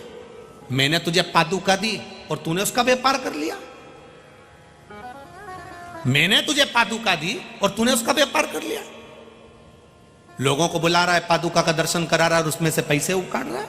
ये नहीं, सुंदरबाई तू मेरी सेवा कर रही है और धन कमा रही है। धर्म को धंधा ना बनाया जाए। कथा, सत्संग, प्रवचन, राम कथा, शिव कथा, भागवत कथा, यज्ञ, अनुष्ठान, मंदिर, देवालय, शिवालय, ये कमाने के स्रोत नहीं होना चाहिए, ये समर्पण के स्रोत होना चाहिए। चोलप्पा, मेरी पादुका को लेकर तू उसको व्यापार कर लिया ना। सुंदरबाई, तू मेरे दर्शन को व्यापार बना दी। आओ दर्शन करो, आओ दर्शन करो। स्वामी समर्थ जी कह रहे हैं, सुंदरबाई मुझसे बैठा नहीं जाएगा। सुंदरबाई कहती है, 4 लोग मिलने आए हैं, आप बैठ जाओ। शरीर नहीं बन रहा स्वामी समर्थ जी का, तो भी सुंदरबाई उनसे कहती है बैठ जाओ। ये भगवान के दर्शन को, भगवान की कथा को, भगवान के भजन को व्यापार नहीं बनाना। वो कभी फली फूलता नहीं है महाराज, कभी नहीं फूल सकता, कभी। व्यापार ना किया जाए, धर्म का व्यापार ना हो, धर्म का धंधा ना हो। ये दुख दे जाता है, तकलीफ दे जाता है। आज कितनी खुशी की बात है कि गांव-गांव का व्यक्ति, एक-एक महिलाएं, एक-एक नारी घर से पानी की बोतल ला रही हैं, बिस्कुट ला रही हैं, खाने का सामान ला रही हैं। कोई लाता है बांट कर चले जाता है, कोई आता है बांट कर चले जाता है। कम से कम आपने अपने धर्म को पहचाना तो सही, आपने अपने सत्कर्म को पहचाना तो सही, जाना तो।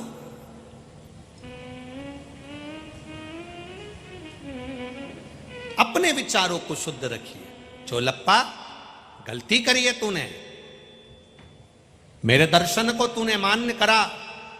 धन कमाने के लिए संत नहीं मिलते।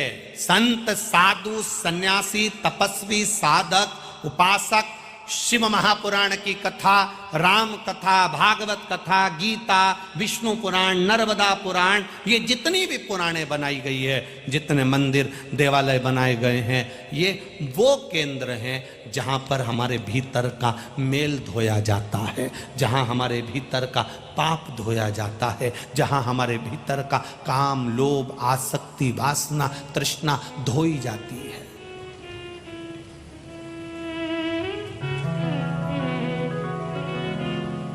धो रहा है जा। वो बाथरूम में नहाते हो ना साबुन लगा लगा के,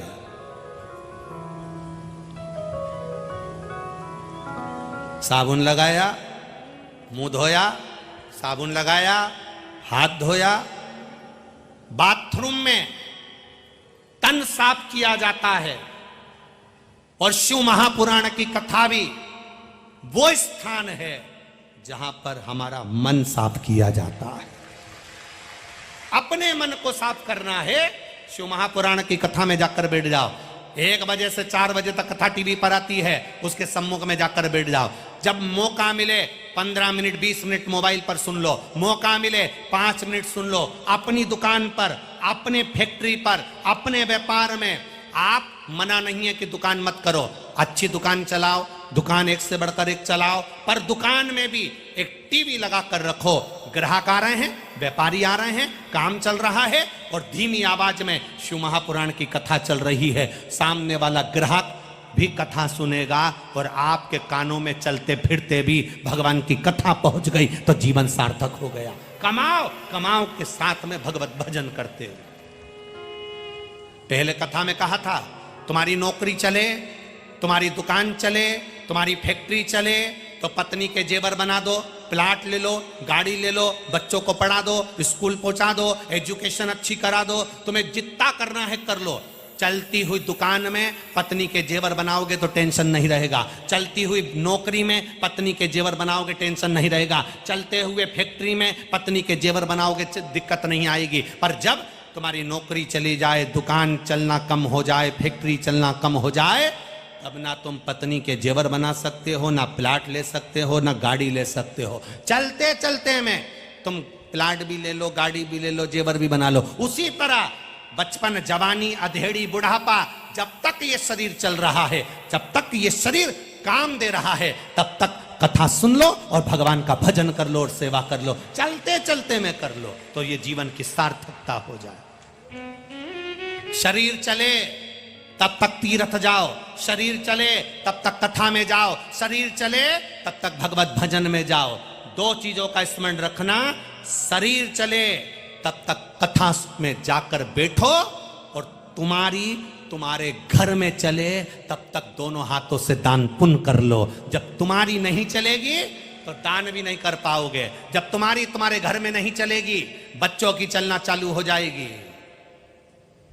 आज के जमाने में सब लगे हैं बच्चों को लायक बनाना है। बोलो तो जम के, बनाना है नहीं बनाना, सब लगे हैं। बच्चों को पढ़ाओ, लायक बनाओ, लायक बनाओ, लायक बनाओ। मना नहीं, आप अपने बच्चों को अच्छी एजुकेशन दो, अच्छी पढ़ाई कराओ और बच्चों को लायक बनाओ, पर इतना लायक मत बना देना जो अपने माँ बाप को ही नालायक समझने लगे।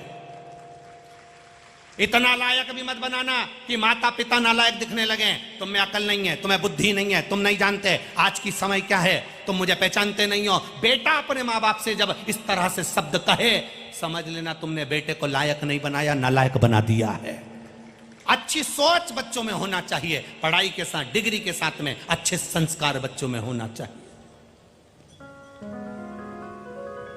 कितना दिल दुखता होगा उनका जो सब दूर, जिनकी सांसदता सबसे कहे सुन ले, देवरानी कहे सुन ले, जेठानी कहे सुन ले, सास कहे सुन ले, और आज की औलाद माता पिता की नहीं सुने, उल्टा पलट के जवाब दे दे। उस माँ बाप से पूछो उसका दिल कितना रोता होगा, उसका हृदय कितना रोता होगा। लायक बनाओ बच्चों को, पर इतना लायक मत बना देना कि माता पिता उसको नालायक दिखने लगे, माता पिता में उसको गुण तत्व नजर ना आए, माता पिता बुरे दिखने लगे। ऐसा लायक बनाना किसी काम का नहीं होगा। संस्कारों से जुड़ा हुआ लायक बनाना, जो तुम्हारी सेवा करे, सम्मान करे, अपने माँ बाप के शब्द को ना काटे। पापा ने कह दिया मेरे को वही करना, मेरी माँ ने कह दिया मुझे वह करना, मेरे घर के बड़ों ने कह दिया मुझे वह करना। शब्द आपके भीतर के हो, संबोधन आपके भीतर का।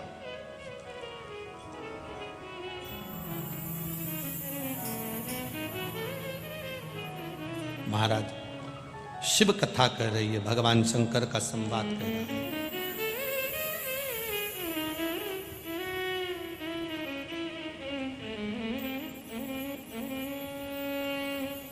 दुनिया की सारी वस्तु उसके पास में दे दो, पर साथ में संस्कार भी दे दो। थोड़ा थोड़ा थोड़ा संस्कार बहुत जरूरी है।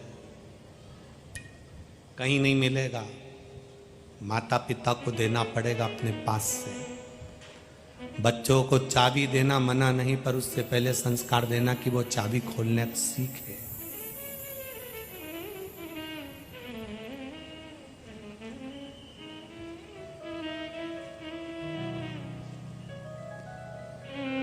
शिव कथा कह रही है, भगवान की सुंदर संवाद कह रहा है। शिव महापुराण कहती है, आपका किया गया भजन, आपका किया गया स्मरण, आपका किया गया कीर्तन, राजा हरिश्चंद्र की धर्मपत्नी तारामती का जो भजन था वो प्रबल था, प्रबल था, इसलिए शिव के चरण प्राप्त हो, शिव चरण प्राप्त करो, भगवान की भक्ति मिलेगा। खाली न जाता कोई दर से तुम्हारे, खाली न जाता कोई दर से तुम्हारे, मैं भी खड़ा हूँ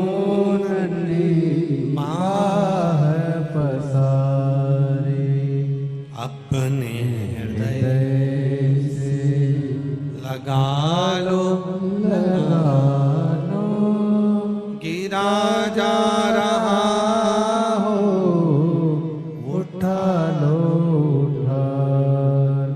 प्रभु अपने दर से अब तो न टालो, गिरा जा रहा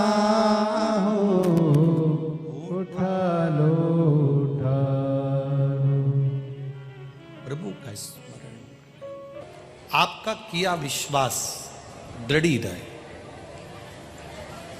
तारकासुर जिसको मारने के लिए भगवान श्री षडानंद कार्तिकेय जी का अवतार हुआ, भगवान कार्तिकेय बाबा तारकासुर को मारने के लिए अग्रण्य हुए।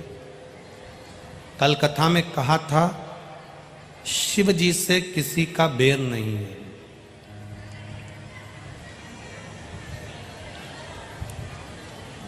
भगवान शंकर से किसी का बैर नहीं, क्योंकि शिव तो कर्पूर गौरम करुणावतारम संसार सारम भुजगेन्द्रहारम। शिव का बैर नहीं है किसी से,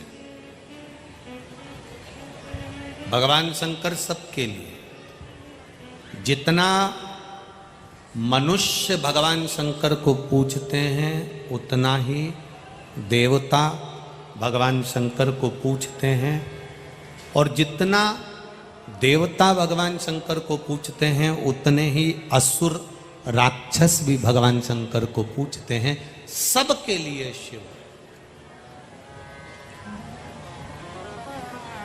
शंकर भगवान सबके लिए, देवता हो, राक्षस हो, मनुष्य हो, जलचर हो, थलचर हो, वायुचर हो, जितने भी जीव हैं सबके लिए शिव। कल कथा में आपको कहा था, भजन किसी का भी कर लो, पूजन किसी का भी कर लो, मंत्र जाप किसी का भी कर लो, पर फल कौन देगा? जम के बोलो, जम के जरा, देव अधिदेव महादेव ही देंगे। आप करो किसी का भी भजन, आप करो किसी का भी पूजन, पर फल महादेव ही देते हैं। जैसे घर में देवर भी रह रहा है, जेठ भी रह रहे हैं, ससुर भी रह रहे हैं, सास भी रह रही है, घर में ननंद भी रह रही है, परिवार में सब घर के अंदर रह रहे हैं। जब एक परिवार है, भोजन करने के लिए शादी में सब गए, तो लिफाफा क्या सब देंगे? जम के बोलो जरा, नहीं देंगे। एक घर में जो बुजुर्ग है, घर में जो बड़ा है, घर में जो ससुर है, घर में जो जेठ है, घर में जो सासू है, घर में जो जेठानी है, घर में जो बड़ा है, लिफाफा केवल वही जेठानी है, घर में जो बड़ा है, लिफाफा केवल वही देता है। घर में अगर मेहमान आ जाते हैं और वो विदा होते हैं, तो विदा होने पर भी घर के छोटे लोग उनको कुछ नहीं देते। सास के पास में ले जाकर सामान दे देते हैं, कपड़े दे देते हैं, ससुर के पास कपड़े दे देते हैं, मम्मी दे दो, आई दे दो। घर के जो बुजुर्ग हैं देते वह हैं। भोजन करने शादी में सब गए, खाना खाने शादी में सब गए, पर लिफाफा घर में से एक घर का बड़ा देता है। उसी तरह तुम जो मर्जी पड़े वो भज लो, राम कह लो, कृष्ण कह लो, नारायण कह लो, दत्त कह लो, देवी कह लो, देवता कह लो, तुम्हारा जिसका भजन करना है उसका भजन कर लो, जिसकी पूजन करना है उसकी पूजन कर लो, फल मेरा देव अधिदेव महादेव ही देता है। तुम जो जपोगे फल महादेव ही देगा, शिव ही देगा।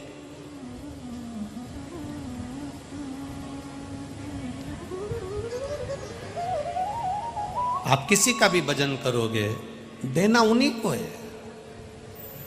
तो शास्त्र कह रहा है, शिव महापुराण की कथा कर रही है, तारकासुर को मारने का जो भाव है, सदानंद कार्तिकेय जी को प्रकट करा है तारकासुर को मारने के लिए। तारकासुर जिसने शिव को अपने भीतर उतारा, शंकर भगवान को अपने भीतर लिया, शिव के पुत्र के द्वारा मैं मरूं, यह उनके मन का भाव प्रकट हुआ है।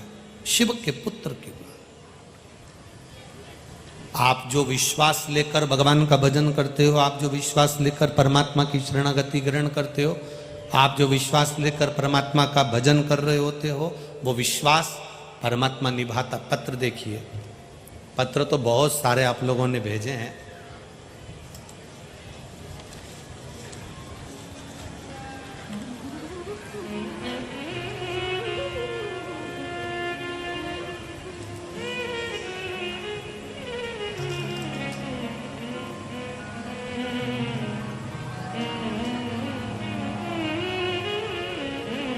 मेरा नाम संतोष चौहान, मैं तहसील तेलारा, जिला अकोला, महाराष्ट्र से आई हूँ। कहीं बैठी हो तो हाथ हिलाइएगा। अगर कहीं बैठी हो, मेरा नाम संतोष चौहान, मैं तहसील तेलारा, जिला अकोला, महाराष्ट्र से आई हूँ। कहीं बैठी हो, आई हो, आप ही हैं? दोनों हाथ ऐसे हिला दो एक बार। अकोला महाराष्ट्र से एक बार ऐसे हाथ हिला दो बहन। हाँ, हिला दीजिए साथ। तेलारा, जिला अकोला, महाराष्ट्र से आई हूँ गुरुदेव। 2021 से आपकी कथा का प्रसारण टीवी चैनल के माध्यम से सुन रही हूँ। मेरे लड़के का नाम चेतन संतोष चौहान है।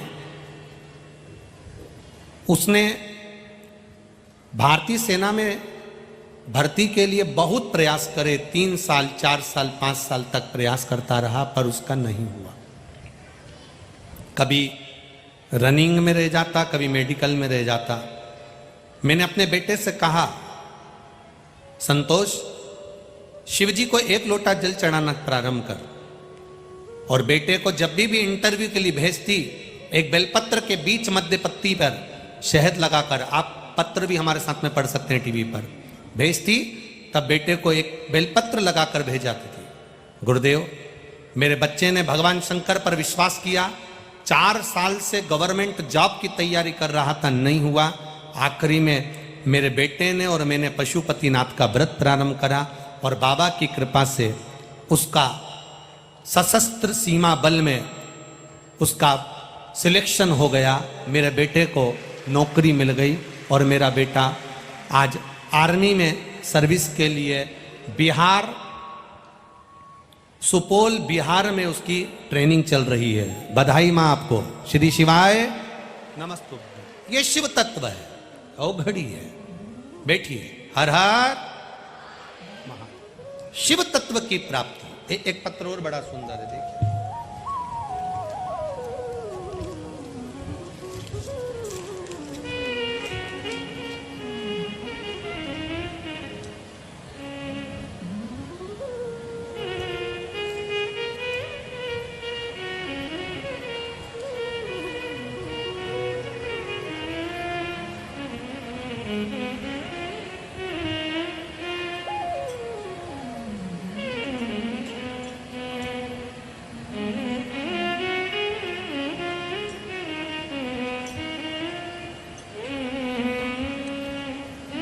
मेरा नाम रूपाली गोपाल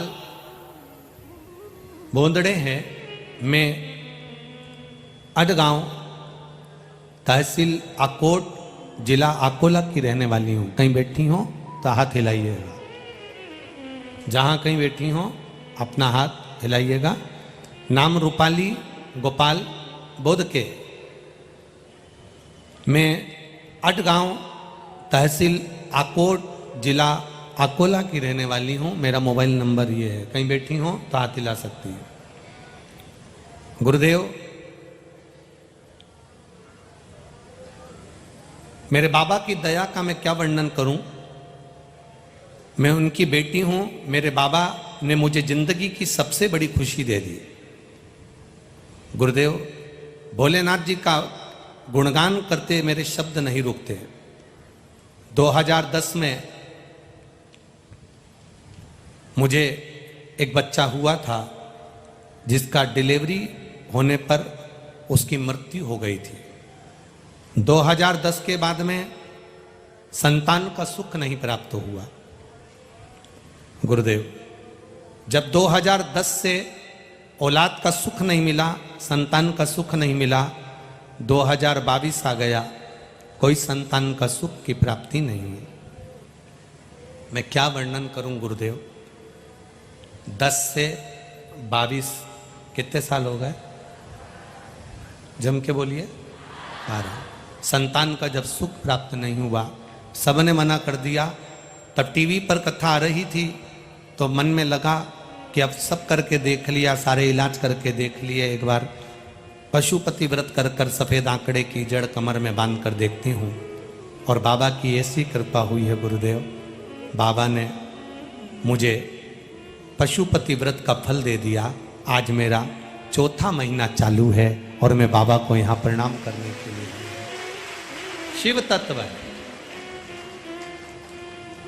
शिव की उपासना, उसका भजन, उसका कीर्तन, उसका मंत्र जाप, उसका स्मरण हम करें और उसका जो फल है वो भगवान पर छोड़ दें कि देगा तो वो देगा। खाली ना जाता कोई दर से तुम्हारे, भगवान के द्वार से कोई खाली नहीं जाता। आप जिस आस के साथ, जिस विश्वास के साथ, जिस भरोसे के साथ, जिस दृढ़ता के साथ आप शिव महापुराण की कथा को सुनने के लिए आए हो, मेरा महादेव खाली नहीं भेजेगा, ये झोलियां भर कर भेजेगा, ये निश्चित है। ये इतने पत्रों का ढेर है, पढ़ भी नहीं पाते, इतने पत्र हैं। कोई को कैंसर है, कोई की गठान।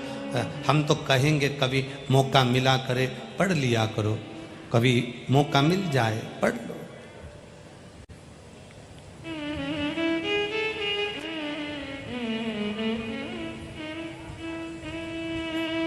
श्रद्धा सोलंकी आकोला महाराष्ट्र की रहने वाली हूँ।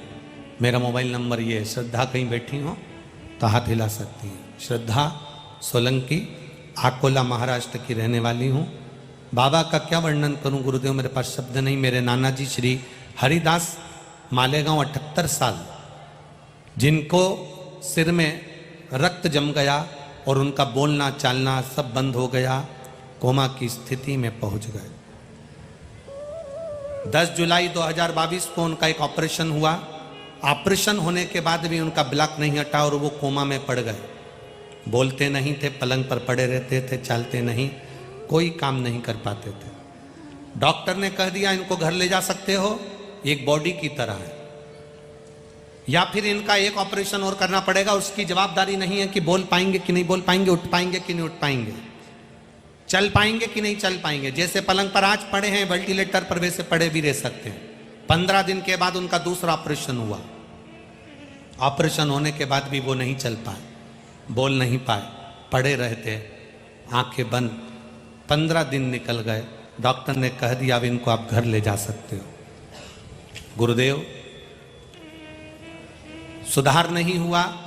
हम उनको घर लेकर आए। भगवान शंकर का चढ़ा हुआ जल उनको मुख में जो नली लगी थी, जिस नली लगे हुए फोटो को भी हम लगा रहे हैं, उस फोटो को आप देख सकते हो जिसमें वो नली लगी हुई है। नली लगी हुई, उस नली लगी हुई फोटो में आप देख रहे होंगे, उसमें हम 2-2 बूंद पानी शंकर जी को चढ़ा हुआ देते हैं। सीहोर का रुद्राक्ष प्राप्त हुआ, जिस रुद्राक्ष का जल उनको थोड़ा थोड़ा सा देना चालू करा। बाबा की कृपा से 8 दिन निकले और उनको होश आया, और बाबा की कृपा से आज वो ठीक हैं। उनका दूसरा फोटो मैं साथ में लगा रही हूं। आप लोग टीवी स्क्रीन पर और मोबाइल पर इस फोटो को भी देख सकते हैं। पहला फोटो जिसमें वो पड़े हुए हैं घर पर, और दूसरा फोटो जिसमें वो वापिस खड़े हो गए और वापिस ठीक हो गए, अपनी धर्म पत्नी के साथ में खड़े हैं। ये दूसरा फोटो, ये शिव तत्व है। ओ घड़ी,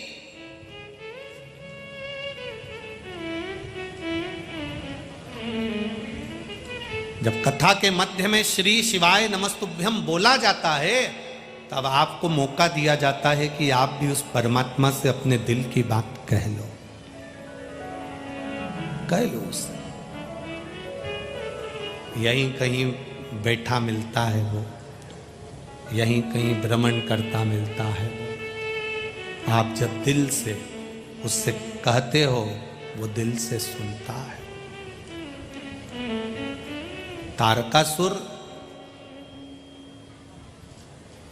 का वध अंत षडानंद कार्तिकेय जी ने कर दिया।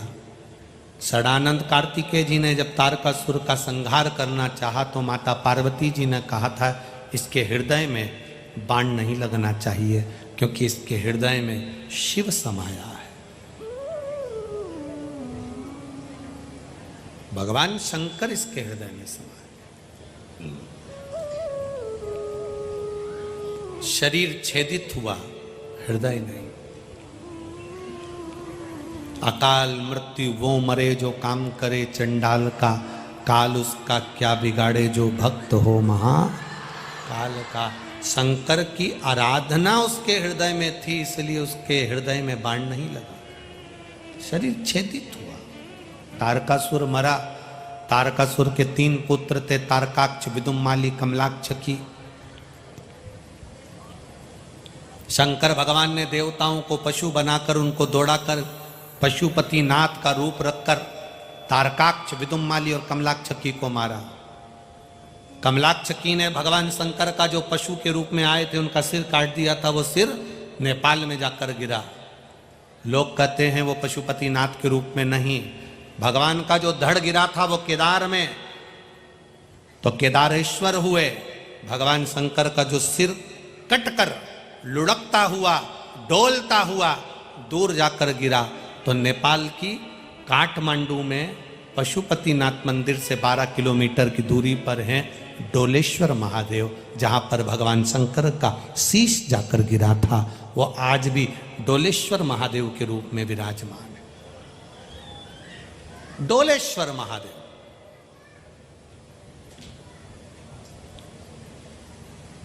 जिन महादेवों ने माता पार्वती जी के भाई, जिसको बाणासुर ने एक अंत गति तक पहुंचा दिया था, माता पार्वती जी ने उन महादेवों की आराधना उस डोलेश्वर पर बैठकर, जहां शंकर भगवान का शीश था, वहां बैठकर मां पार्वती अपने देवाधिदेव महादेव को पुकारती है, केवल अपनी माता के कहने पर। मेरा पुत्र मर गया, उसका बदला पार्वती तुम्हें लेना पड़ेगा। और पार्वती जी ने शिव जी का आह्वान डोलेश्वर पर करा था।